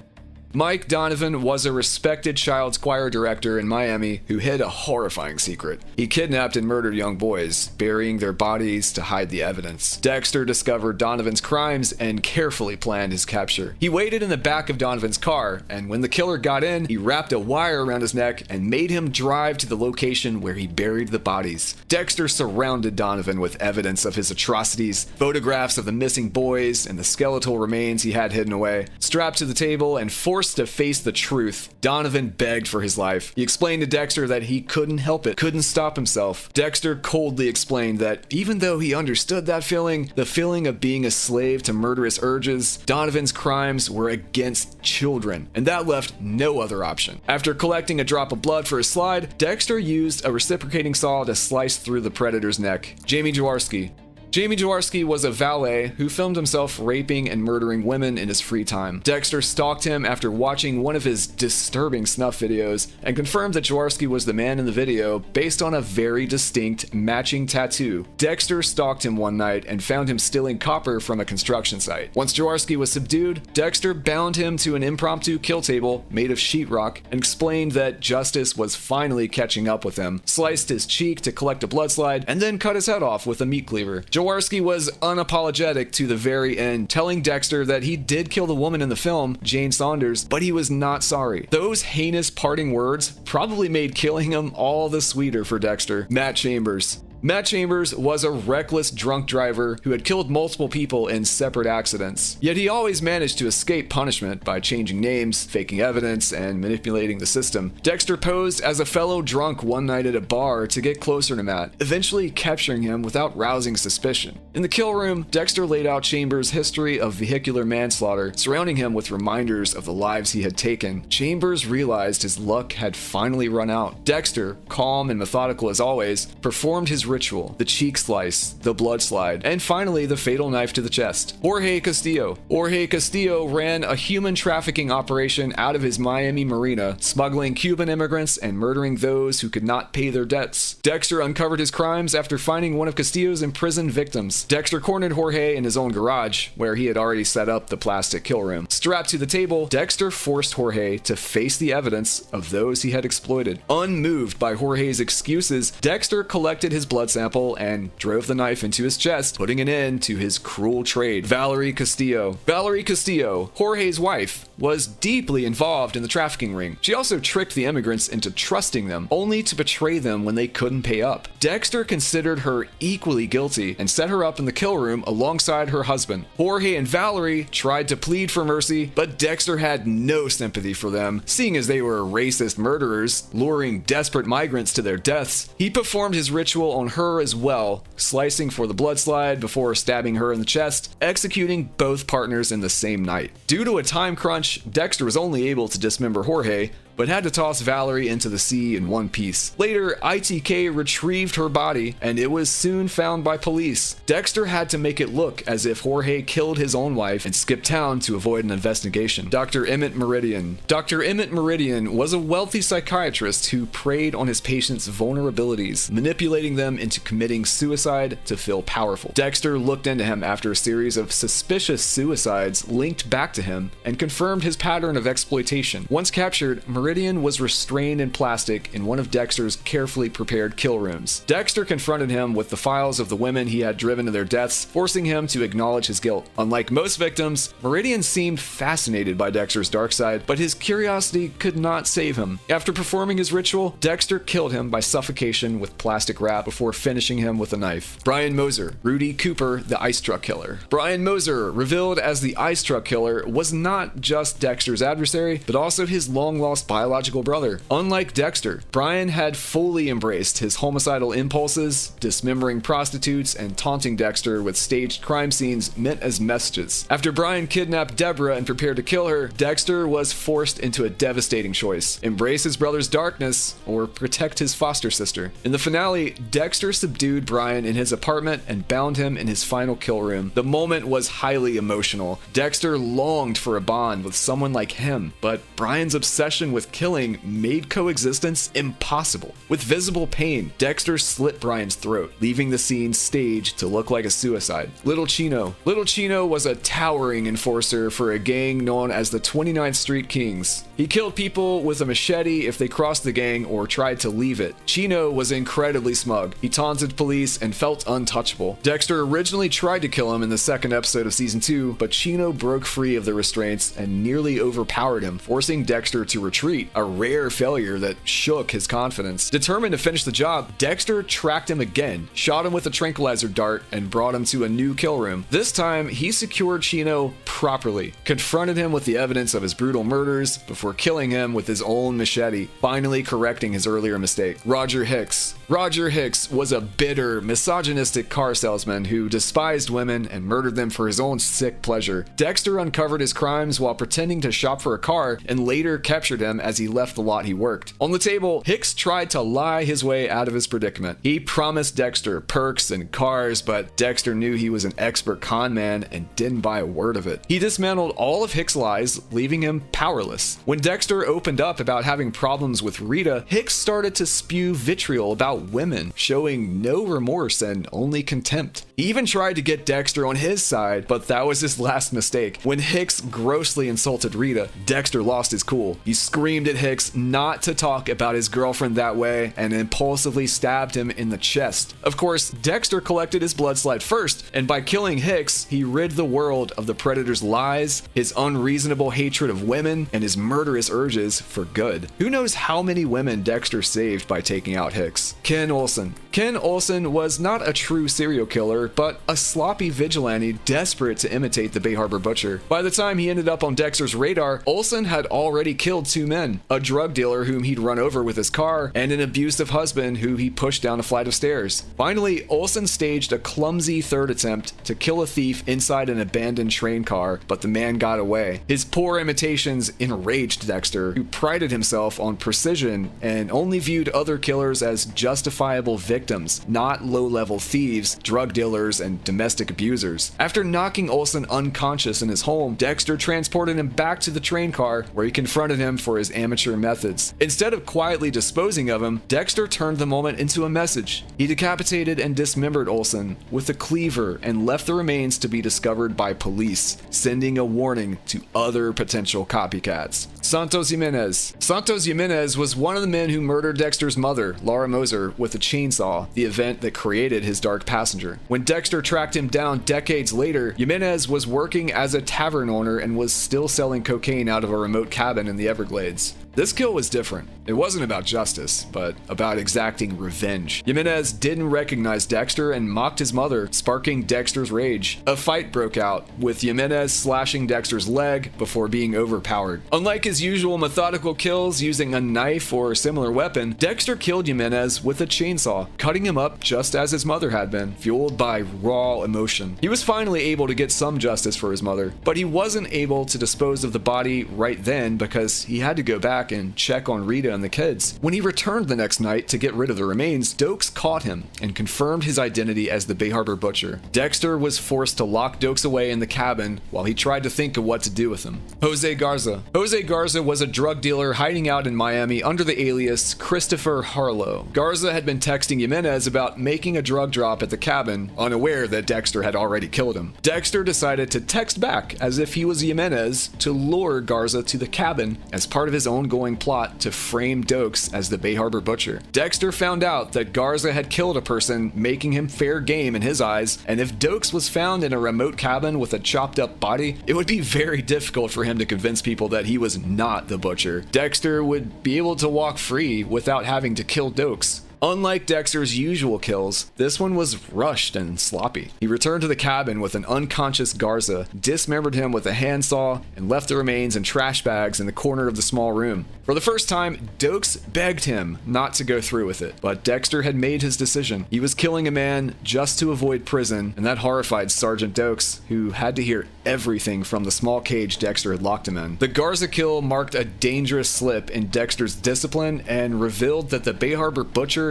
wasn't as noble as some people believed. Esteban and Tio Famosa. Esteban and Tio Famosa were brothers involved in smuggling cocaine for Santos Jimenez, minor players but dangerous nonetheless. When Sergeant Dokes, still being detained by Dexter earlier, escapes his cage and starts looking for a way, he sees them arriving by airboat. Since Dokes had to go around telling him he was a cop, the brothers knock him out and force him to transport the stash back to their boat. Dexter, arriving later with food for Dokes, sees what is happening and knows they will probably kill Dokes after he finishes moving the cocaine. He ambushes Esteban stealthily, off camera. Then, during a confrontation, Dexter uses Esteban's gun to shoot Tio. After the killings, Dexter and Dokes dump their bodies into the nearby water, and Dexter locks Dokes back up at gunpoint. This kill is interesting because Dexter wasn't sure if either of the men were killers. He killed them to save Dokes, but was he saving Dokes to be a good person, or did he just do it so he could be successful in his frame-up job? Lila West. Lila West began as Dexter's lover and confidant, but her obsessive nature quickly turned dangerous. After murdering Sergeant Dokes by blowing up the cabin Dexter had him trapped in, she also tried to kill Dexter, Astor, and Cody in a fire. Then she fled Miami and escaped to Paris. Dexter couldn't allow her to get away with killing Dokes, targeting his family, or continue to destroy lives, so he tracked her down overseas. When she arrived back at her loft, Dexter quietly approached and, without hesitation, injected her with M99. He laid her on her couch in a body bag and swiftly stabbed her in the chest, despite her pleas for mercy. It was a calm, almost surgical act, closing the chapter on a toxic relationship that had nearly unraveled his life. Cal Rooney was a murderer who worked the carnival. His murder is revealed in a flashback Dexter experiences while sitting in the dentist's chair. In the memory, Dexter recalls sedating Rooney with M99, preparing him in a kill room, and taking a blood slide before decapitating him with a cleaver. The kill emphasizes how Dexter was back into his routine after a very chaotic previous season. It also reminds us that he has been killing steadily between seasons, even if not all of his victims are shown on screen. When Dexter adds Rooney's blood slide to his new box, there are already 4 slides in it, Rooney being the 5th. This indicates that off-screen, he had killed at least 4 people since Lila, someone he notably did not make a blood slide for. Oscar Prado, younger brother of Assistant District Attorney Miguel Prado, stumbled into Dexter's life unexpectedly. While attempting to kill drug dealer and murderer Freebo, Dexter was attacked by Oscar, who mistook him for a threat after Dexter walked in on him fighting with Freebo. Freebo was able to get away, but Oscar went after Dexter. In the struggle, Dexter fatally stabbed Oscar in self-defense. This unplanned killing set off a chain of events that would define the season and entangle Dexter with Miguel Prado. Fred Freebo Bowman. Freebo was a drug dealer believed to be responsible for multiple violent crimes, including the murder of Miguel Prado's brother, although we know Dexter was actually the one who killed Oscar. Dexter tracks Freebo down using leads about his girlfriend Tegan. One night, Dexter breaks into Tegan's apartment and realizes that is where Freebo had been hiding. He drags Freebo into a shed in the backyard, confronts him with pictures of his victims, including Tegan, who Freebo hadn't actually killed. Then he uses a knife and stabs him in the neck. Just after Freebo is killed, Miguel shows up, witnessing Dexter with the bloody knife. Dexter then steps outside, claiming he acted in self-defense. Miguel believes the story and feels indebted to Dexter for taking care of his brother's killer. Dexter's impressive ability to manipulate is highlighted in this scene. He even tricked the ADA. Nathan Martin was a registered sex offender who began stalking Astor. First, Dexter caught him talking to Astor in the grocery store all alone. Then he spotted Nathan photographing the kids on the beach and tracked the man's license plate. Later, Dexter broke into Martin's house and found him looking at the photos he'd taken of Astor. Enraged and determined to protect the children, Dexter strangled Martin to death, then casually took a carton of milk from the refrigerator before returning to Rita's. This kill was short, impulsive, and didn't follow Dexter's usual ritual. Most interestingly, Martin was not a killer, but he was still far from innocent. The kill represented Dexter's concern for the children, and also that his code could evolve if it meant protecting his loved ones. Ethan Turner had murdered 2 of his wives and collected insurance payouts from both deaths, crimes Miguel Prado personally pushed Dexter to punish him for because Ethan kept slipping through the cracks of the justice system. After confirming Ethan's guilt, Dexter boarded the cruise he was taking to Bimini, where he killed him before throwing his body overboard.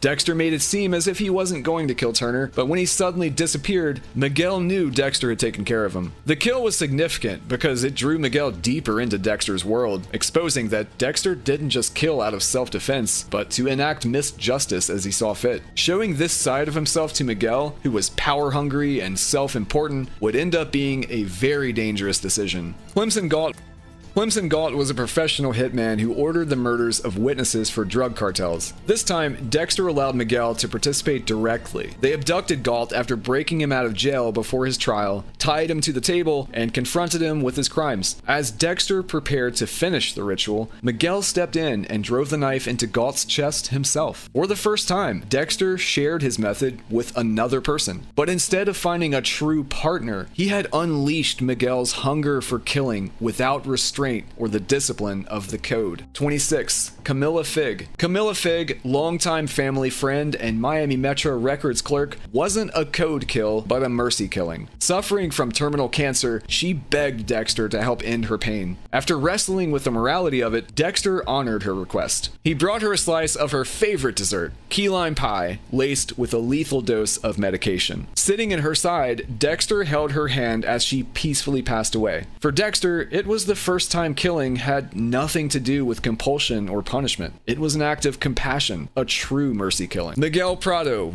Miguel Prado, once Dexter's friend and confidant, had revealed his true nature as a manipulative and power-hungry killer. After murdering Ellen Wolf, a defense attorney who opposed him, Miguel broke the code beyond repair. Dexter discovered that Miguel was planning to kill Maria LaGuerta as well, as she got closer and closer to finding out that it was Miguel who killed Ellen. Miguel had been lying to Dexter for weeks, and he was targeting innocents. Once on Dexter's table, he tried to talk his way out of the situation. He called Dexter his friend, and when that didn't work, his arrogance collapsed into desperation. Before finishing him off, Dexter told Miguel that he was actually the person who killed his brother Oscar, leaving Miguel in a crying rage as Dexter strangled him to death with a wire. It was a ritual kill, precise and deliberate, eliminating the greatest threat to Dexter's double life so far. Dexter was able to make it look like Miguel had been killed by the Skinner, a serial killer who was tormenting the city at that time as he searched for Freebo to settle a debt, and he would be next to face Dexter's wrath. George King, known as the Skinner, was a sadistic serial killer who kidnapped, tortured, and flayed his victims alive under the guise of needing to find Freebo. In the season 3 finale, King captured Dexter on the day of his wedding.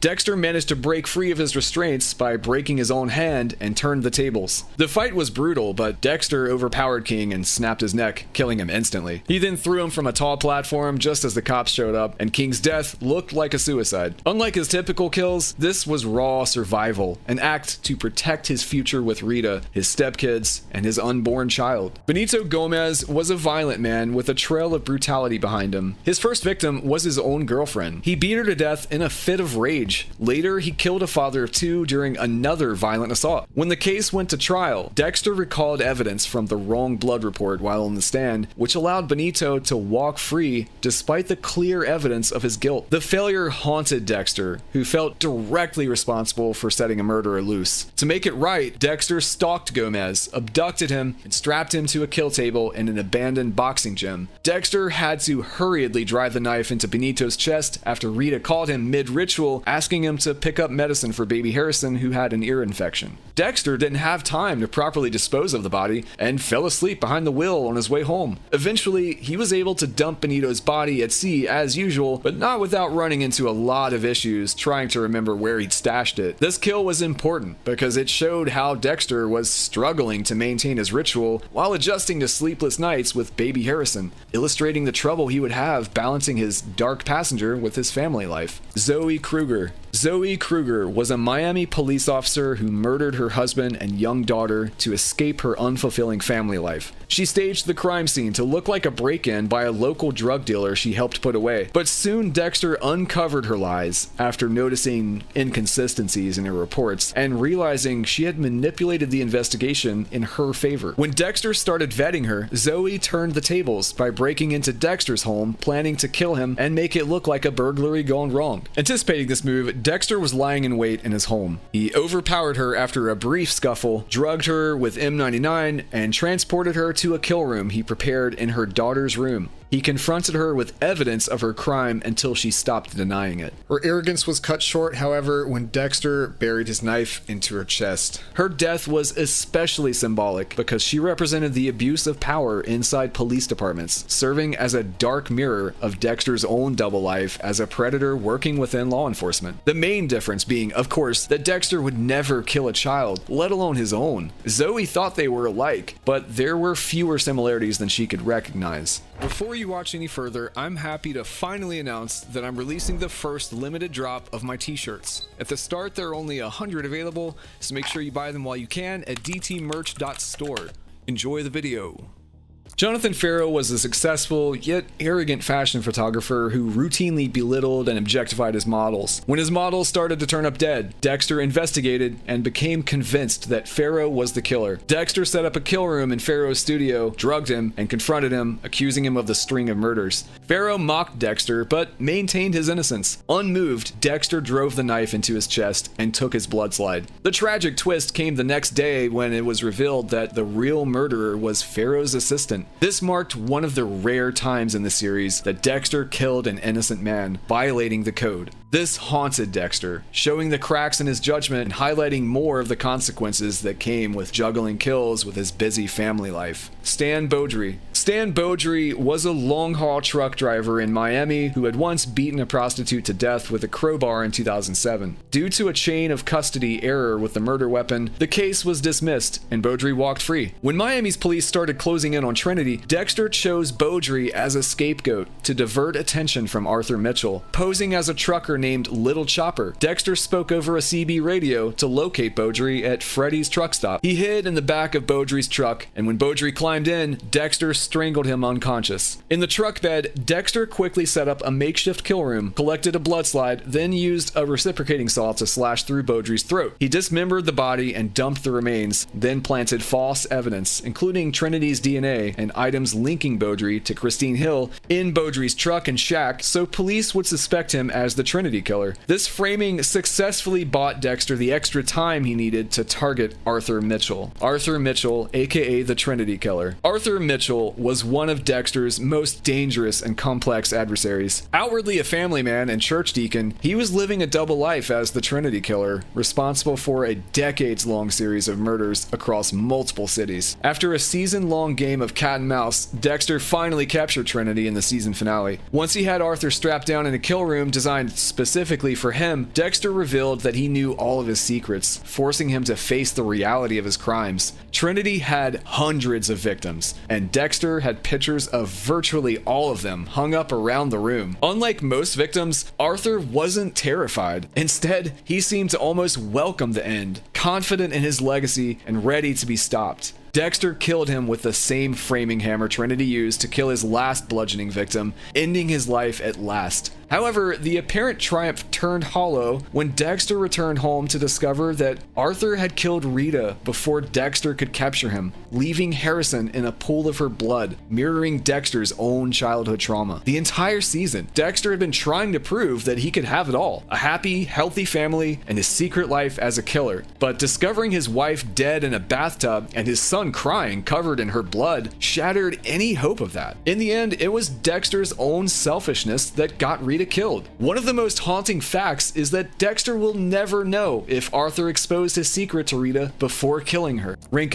Rankin was a rude man with a foul mouth who Dexter encountered shortly after running away following Rita's murder. Overwhelmed with grief and emotionally wrecked, Dexter snapped when Rankin insulted him and Rita. He beat Rankin to death in a public restroom without preparation or even taking a blood slide. It was messy and reckless. One of the only truly impulsive kills Dexter had ever committed, and it showed how Rita's murder left him destabilized and vulnerable. Boyd Fowler was an animal sanitation officer who, along with 4 of his friends from childhood, abducted and murdered women, dissolving their bodies in industrial barrels of chemicals. Dexter identified him as the Barrel Girl killer after finding his barrel-filled burial ground where he left the women they killed to rot. During their confrontation, right as Dexter drove the knife into Boyd's chest, Lumen Pierce, their next intended victim, witnessed the entire kill, setting off the central arc of season 5 and leaving Dexter to solve the problem of what to do with someone who watched him commit murder. Dan Mendel was a seemingly normal dentist who secretly participated in the Barrel Girl rapes and murders.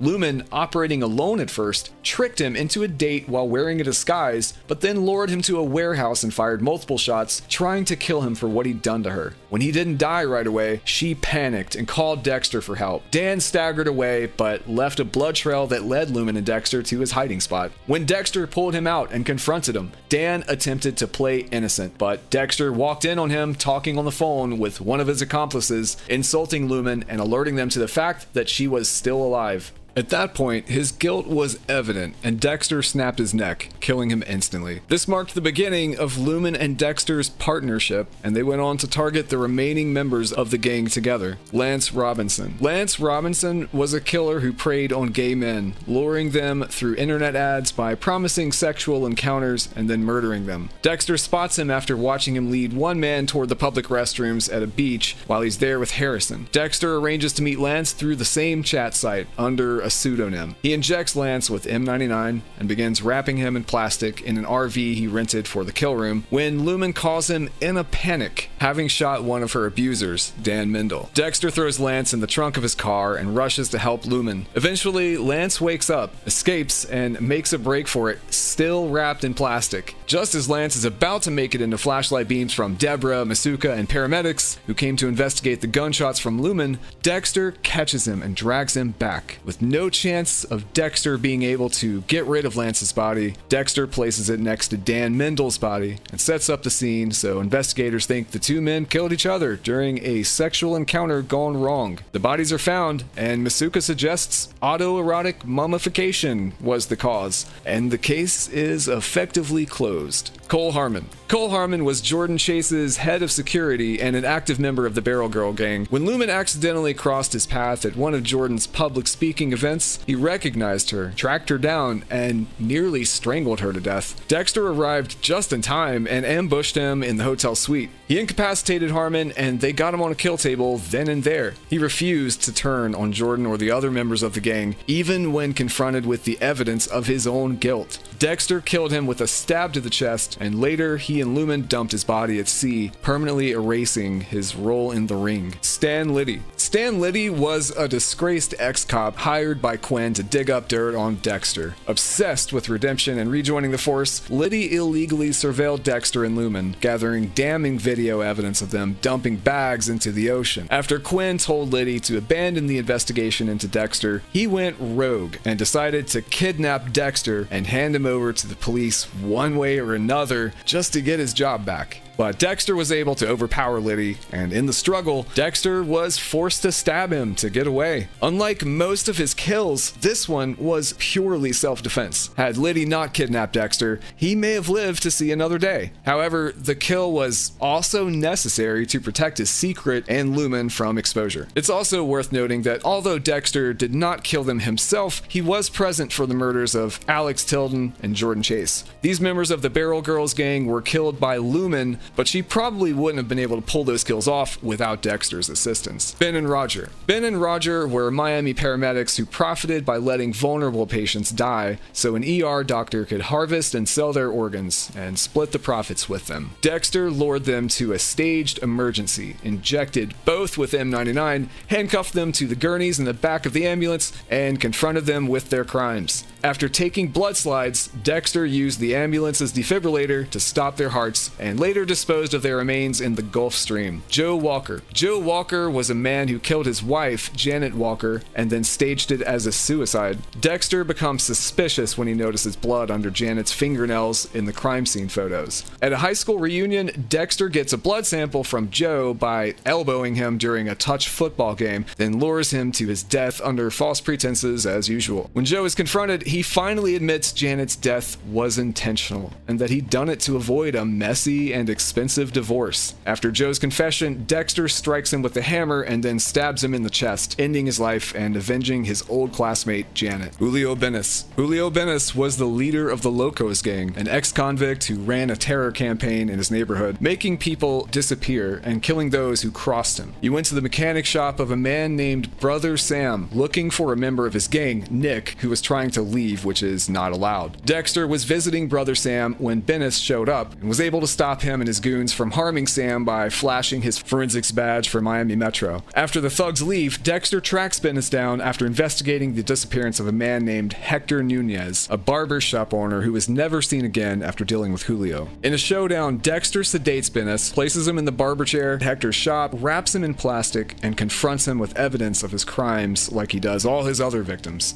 Dexter slashes Julio's throat in the barber chair, killing him in an instant. It's a kill in line with Dexter's normal ritual, and it fit the code too, but it is interesting because it's unclear if Benes would have been on Dexter's radar if he hadn't threatened his friend Sam. Did Dexter already start to care about Sam in such a brief amount of time? Was he trying to make a new friend despite all of the trouble he had when he did so in the past? It's obvious that throughout the series, Dexter's longing for connection never seems to fully go away. Walter Kenny, aka the Tooth Fairy Killer. Walter Kenny was an elderly man and former serial serial killer once known as the Tooth Fairy. He killed prostitutes and collected their lateral incisor teeth. Dexter tracks him down at Coral Island Retirement Village after confirming his identity through the trophies of missing teeth he kept in a box. Dexter pretends to befriend him for a while, then later is able to capture him after Kenny tries to kill him. He straps Kenny to a recliner in his room, takes a blood slide, and then suffocates him with a pillow, so it appears he died of a heart attack. Afterwards, Dexter dumps Kenny's box of trophies into the ocean, so that he will be known only as a miserable old man with no family left that loved him, instead of a scary and notorious serial killer who was never caught. He didn't want his remaining family members to have to learn that about him, and he didn't want Walter to have the satisfaction of being immortalized, even in death. Nick was a troubled young man, an ex-con, and one of Brother Sam's workers. Brother Sam invited him to work at his mechanic shop to give Nick another chance at life after getting out of jail and getting entangled with a dangerous local gang, the Locos. But one night, he shot Brother Sam under unclear circumstances, ultimately killing him after he had a short stint in the hospital. Dexter confronts Nick later to let him know that he knows Nick killed Brother Sam. Initially, Nick acts apologetic and says he wants to see Sam to make things right, but when Dexter tells Nick that Sam already succumbed to his injuries, his feigned remorse fades away.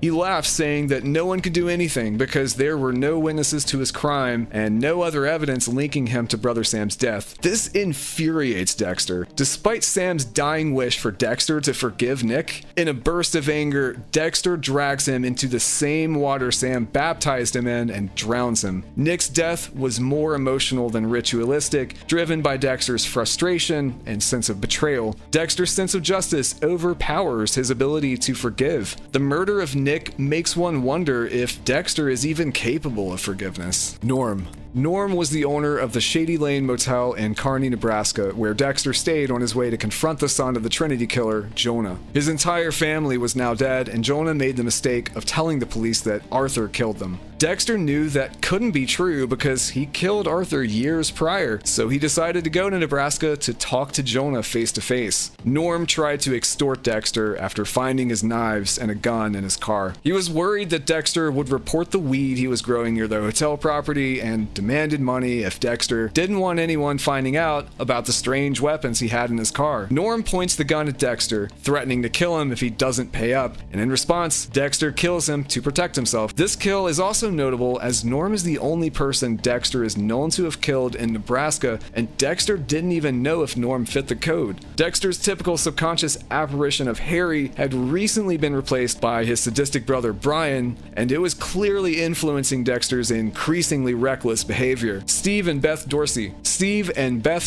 were a married couple who were willing disciples of the Doomsday Killer, Travis Marshall. Steve and Beth actively participated in the planning of the next tableau. Eventually, mistaking Steve for Travis, Dexter finds him while he worked creating the wormwood poison per Travis's instruction. Because of how deadly the final product would be, he was working in a hazmat suit that obscured his identity. When Dexter boarded the boat, Steve noticed him and grabbed a knife. Of course, Dexter is able to disarm him and ends up stabbing him in the stomach. Beth tries to execute her part in Travis's poison gas plan at Miami Metro, but Dexter intervenes and prevents mass harm right in the nick of time. She ends up locked in a room with the poisonous gas while the rest of the building is evacuated. Steve and Beth's death is more the result of their own beliefs and Travis's manipulation rather than Dexter's personal desire to kill them. In a way, they were as much Travis's victims as Dexter's. They were collateral damage of his insane and demented plan to bring about the end of the world. Alberto was the smuggler and the captain of a boat carrying Cuban migrants to Florida. After Travis tried to kill Dexter by leaving him out to sea in what he called the Lake of Fire, Alberto and the passengers of his boat pulled Dexter from the water. During the trip to the shore, Alberto turned violent. He took out a gun and demanded valuables from the people on board while holding a pregnant woman at gunpoint. Dexter intervened to protect the passengers. He grabbed a nearby boat hook, plunged it into Alberto's stomach before he threw him and the hook overboard. Dexter then piloted the boat to shore so he and the migrants could swim to safety. His sense of justice and desire to live shine through in this scene. He wasn't wasn't going to let Alberto torment those vulnerable people and steal their possessions right in front of him. Travis Marshall. Travis Marshall was the one true doomsday killer, convinced he was fulfilling God's plan by creating various tableaux of religious and apocalyptic imagery, each of which requires a human sacrifice. He manipulated followers, killed his own sister, even went so far as to orchestrate a mass murder attempt inside of a police station. In the finale, Travis kidnaps Dexter's son Harrison for sacrifice in his tableau. Dexter rescues Harrison, then lures Travis back to the church he had been using as his headquarters to plan the tableau that's been turned into a kill room. There, Dexter confronts him, dismantles his spurious beliefs, and ultimately stabs him in the chest, ending Travis's delusional killing spree. This would have been a great triumph for Dexter if his sister Deb hadn't walked into the church at that exact moment and witnessed him kill for the first time in her life. Victor Baskov. Victor Baskov was a high-ranking member of the Koshka Brotherhood, as well as the lover and right-hand man to its head honcho, Isaac Sirko. After murdering Detective Mike Anderson on the side of the road to cover up the murder of a young stripper he had stowed in his trunk, he became Dexter's first target of the season. Dexter subdued him inside Miami International Airport, took him to an abandoned airport storage room, secured him to a table, and stabbed him in the chest before disposing of his body in the ocean.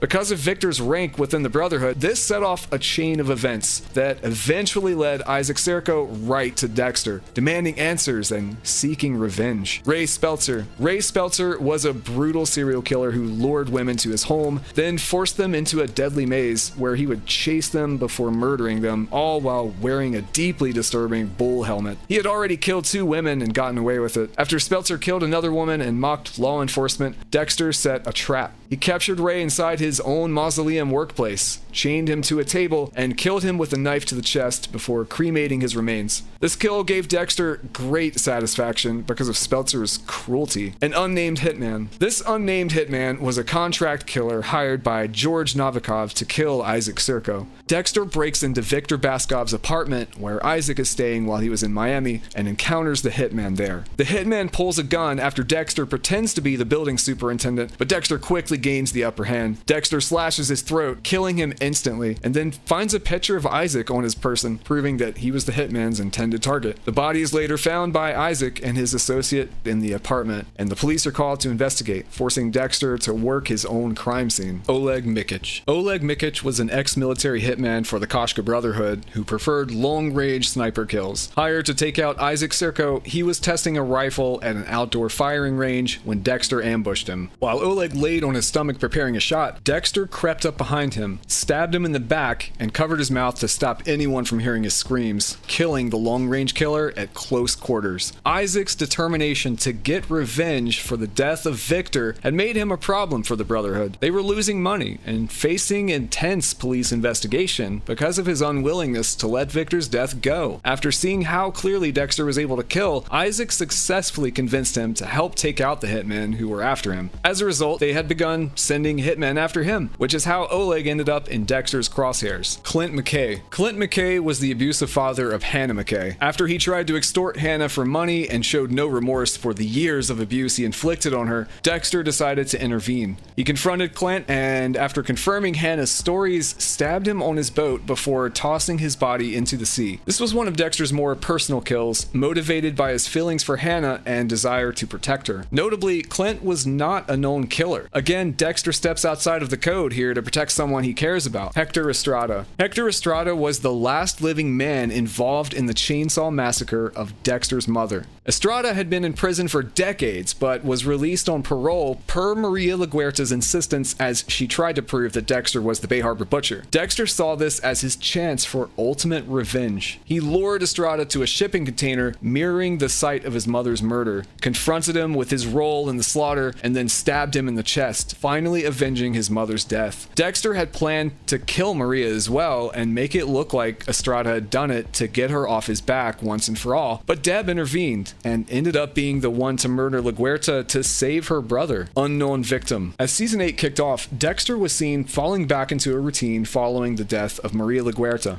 Part of that routine included getting back into his kill ritual, of course. He is shown killing an unidentified person, and nothing is known about them other than the fact that the man was a killer and had found himself on Dexter's kill table. It can be assumed he was not the only person Dexter killed off screen in between seasons 7 and 8, just as he had unseen victims between previous seasons. Andrew Briggs. Andrew Briggs was an armed robber who had stolen roughly $500,000 in jewelry and skipped bail. Deb had become romantically involved with him while working undercover to recover the jewels. Dexter tracked them down in Fort Lauderdale and confronted his sister while she was shopping. Deb rejected him and told Dexter that she hated him after she was compelled to kill Maria for him. Later, Dexter found out that a hitman named El Sapo was going to meet up with Briggs under the guise of being a fence interested in buying the jewels, when in reality he was just planning to kill Briggs and steal the jewels. This put Deb directly in harm's way, prompting Dexter to return to Fort Lauderdale in an attempt to save her before El Sapo showed up. But when he got there, she still wanted nothing to do with him, and Briggs came outside to confront Dexter and tell him to leave them alone. The encounter turned physical, and Dexter pushed Briggs back into the motel room where Briggs lunged for a knife on the dresser. Unfortunately for him, Dexter was quicker. Dexter grabbed the blade and fatally stabbed Briggs in the ensuing struggle.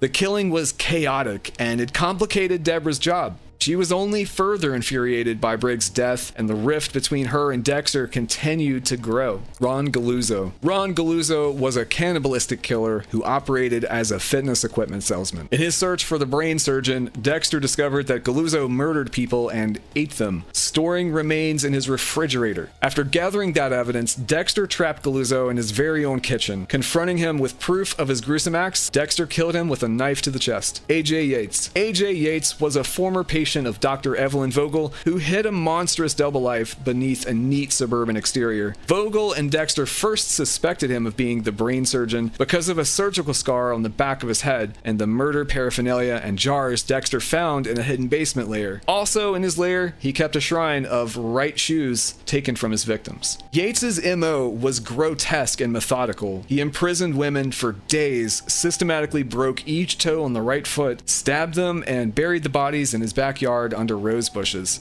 He even had a survivor, Janet Thornton, whom Dexter pulled from a small enclosure where Yates locked her away. When Dexter and Deborah finally confronted Yates in his home and found Dr. Vogel gagged in a closet, Dexter had to improvise a weapon, using a long curtain rod to impale Yates as he hid under a bed. Though initially believed to be the brain surgeon, later evidence showed the real brain surgeon remained at large. Still, Yates's crimes and his close call with Vogel made him one of the season's most chilling antagonists. Oliver Saxon, aka Daniel Vogel. Oliver Saxon was actually Daniel Vogel, the long-lost son of neuropsychologist Dr. Evelyn Vogel, who assumed the identity of a deceased boy to hide in plain sight. As a youth, Daniel drowned his younger brother and later started a fire at the institution where he was confined. The fire killed several children, establishing him as both a mass murderer and later a serial killer. In Miami, he became the brain surgeon due to his signature of surgically removing the anterior insular cortex from victims, the brain region tied to empathy, and leaving the excised brain parts on Dr. Vogel's doorstep as a message to her. As the season reached a head, his violence escalated into profoundly personal attacks. He slit his own mother's throat in front of Dexter. He murdered a U.S. Marshal, and then he critically wounded Deborah, leaving her with catastrophic injuries that eventually resulted in her being taken off life support. Saxon was eventually captured as he stalked through the hospital looking to finish Deb off for good. He was taken into custody, and that is when Dexter put his plan into motion. To get revenge for all that he'd done, Dexter entered Saxon's holding cell under the guise of performing a gunshot residue test. He tricked Saxon into attacking him, and in the final struggle, Dexter killed Saxon by stabbing him in the neck with a pen.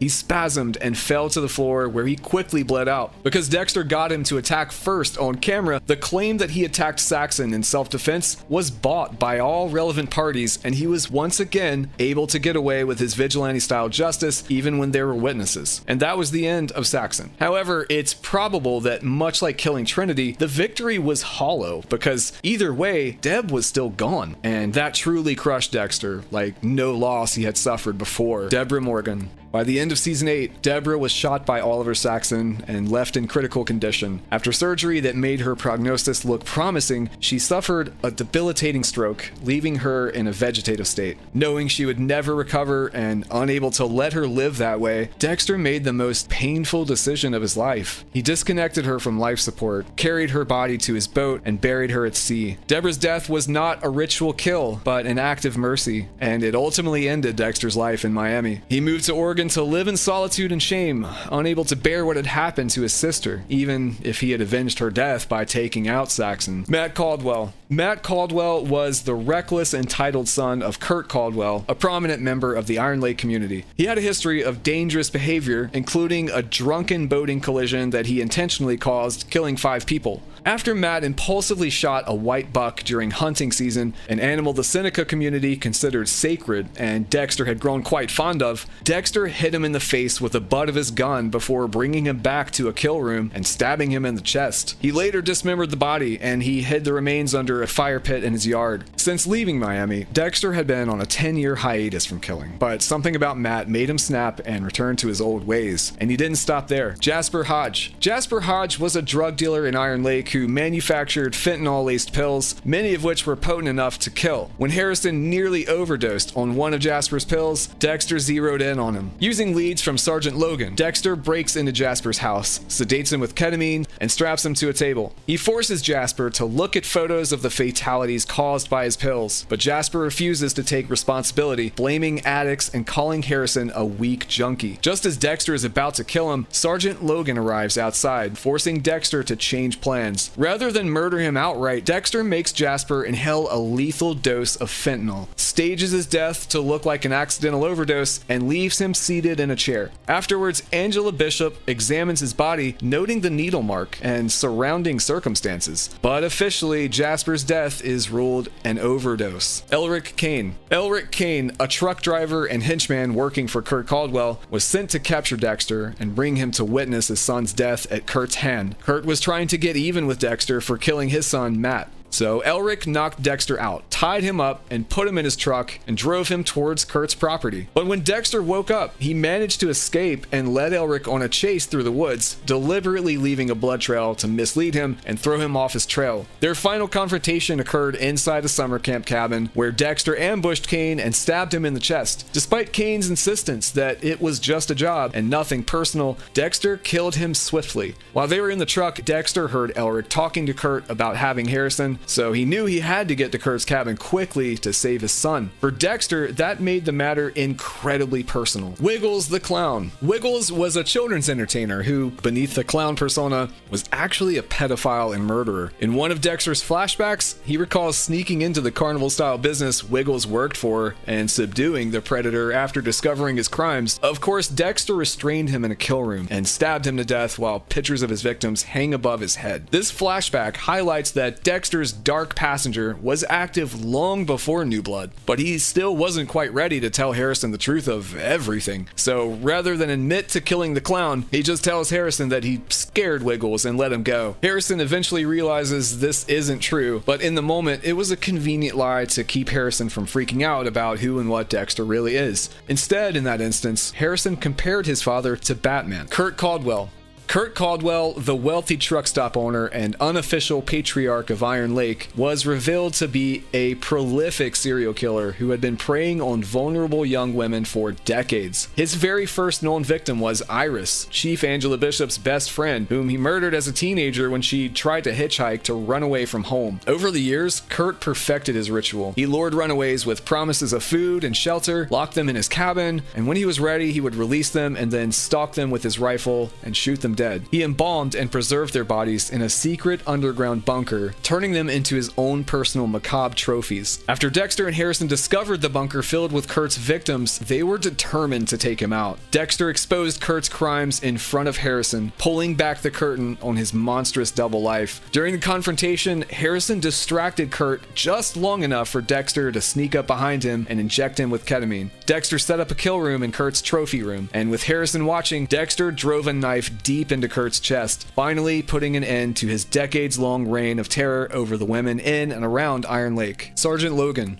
Sergeant Logan was a kind-hearted Iron Lake police officer, wrestling coach, and somewhat of Harrison's mentor. After Dexter was arrested, Logan tried to stop his escape. Dexter, desperate to reach Harrison, attacked Logan in his cell, putting him in a chokehold and demanding the keys. When Logan refused and tried to shoot at Dexter, Dexter snapped his neck, killing him on the spot, took the keys, and navigated his way back to Harrison. Unlike his other kills, this was a reckless, selfish murder that violated Dexter's code in the worst way. Logan's death marked a turning point, convincing Harrison that Dexter was an irredeemable liar who needed to turn himself in or be put down. When Dexter refused to go back to jail, Harrison turned his rifle on his father, seemingly killing Dexter in the series' final moment. It was perhaps one of the most heartbreaking scenes of the entire show, but of course, now we know that Dexter would return. Ronald Red Schmidt, aka the Dark Passenger. Ronald Schmidt, nicknamed Red, was Dexter's first victim in Resurrection. He carried a deep resentment toward rideshare services and their drivers, which had driven his father to suicide after the collapse of his taxi business. Schmidt redirected that bitterness into a series of murders, targeting your car drivers and cutting off their heads. Dexter tracked him down after recognizing the pattern and, posing as a driver himself, managed to lure Schmidt in. After confirming his guilt, Dexter injected him with M99, bound him in plastic, and killed Red inside his own apartment. He stabbed Schmidt cleanly in the chest, then assumed his identity to infiltrate Leon Prater's secret society of serial killers. This kill set the stage for Dexter's return, reminding both him and the audience that his Dark Passenger had not faded. Lowell Sloan, aka the Tattoo Collector.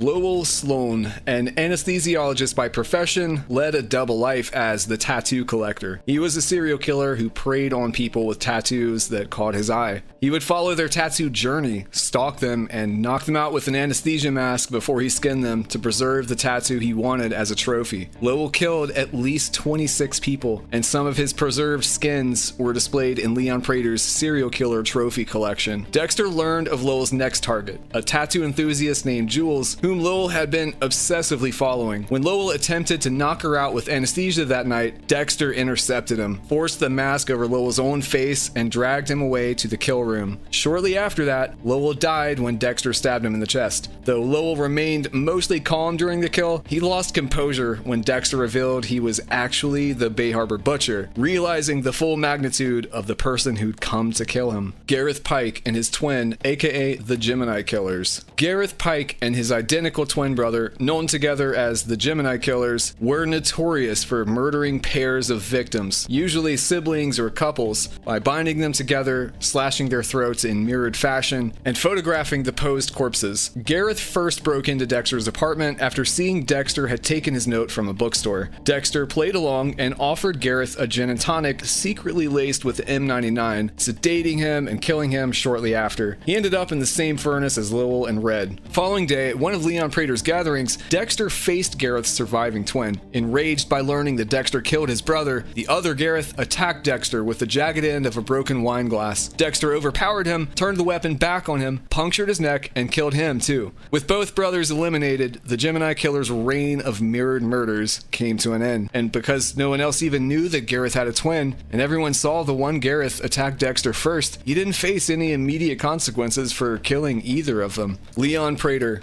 Leon Prater was the central antagonist of Resurrection, a billionaire venture capitalist who was obsessed with serial killers after he watched his parents be killed by one as a child. Using his wealth, he constructed an underground society where murderers could gather, boast of their crimes, and present trophies to one another. Prater viewed himself not as a killer, but as a curator of death, surrounding himself with predators like Lowell Sloan and the Gemini twins, while fetishizing their art. After recognizing Dexter's identity as the Bay Harbor Butcher, Prater kidnapped Harrison Morgan for leverage, holding him at gunpoint while trying to force Dexter back to confront him. Prater revealed he wanted this to be his first non-impulsive kill. However, Harrison, who had been given a hidden M99 syringe by Dexter earlier for protection, seized a moment of opportunity and injected Prater with the tranquilizer during the confrontation. Rendering him unconscious, Harrison left allowing Dexter to get Prater on a kill table in his disgusting vault dedicated to serial killer memorabilia. Prater woke up strapped to the ice truck killer's suicide table. He begged for mercy and offered Dexter money and security for Harrison. Dexter, unmoved and finding it funny that Prater believed he might be spared, refused to add Prater to his blood slide collection. He told Leon, "I keep trophies to remember, and I don't want to remember you." He then killed Prater, disposed of his body in New York Harbor, and left behind files from Prater's serial killer collection so that law enforcement would discover his crimes. Leon's good name was ruined, and no one would ever think of him the same way again. Dexter made sure of that. Dexter had plenty of kills that were done off screen. His total number of blood slides across the entire series indicates as much. He is a structured and prolific killer who is difficult to catch, allowing him to keep increasing his kill count. I'm sure we're all eager to see how much the number grows in the second season of Dexter Resurrection, because the Dark Passenger is more alive than ever now. If you like this in-depth breakdown of every Dexter kill, and don't forget to like and subscribe.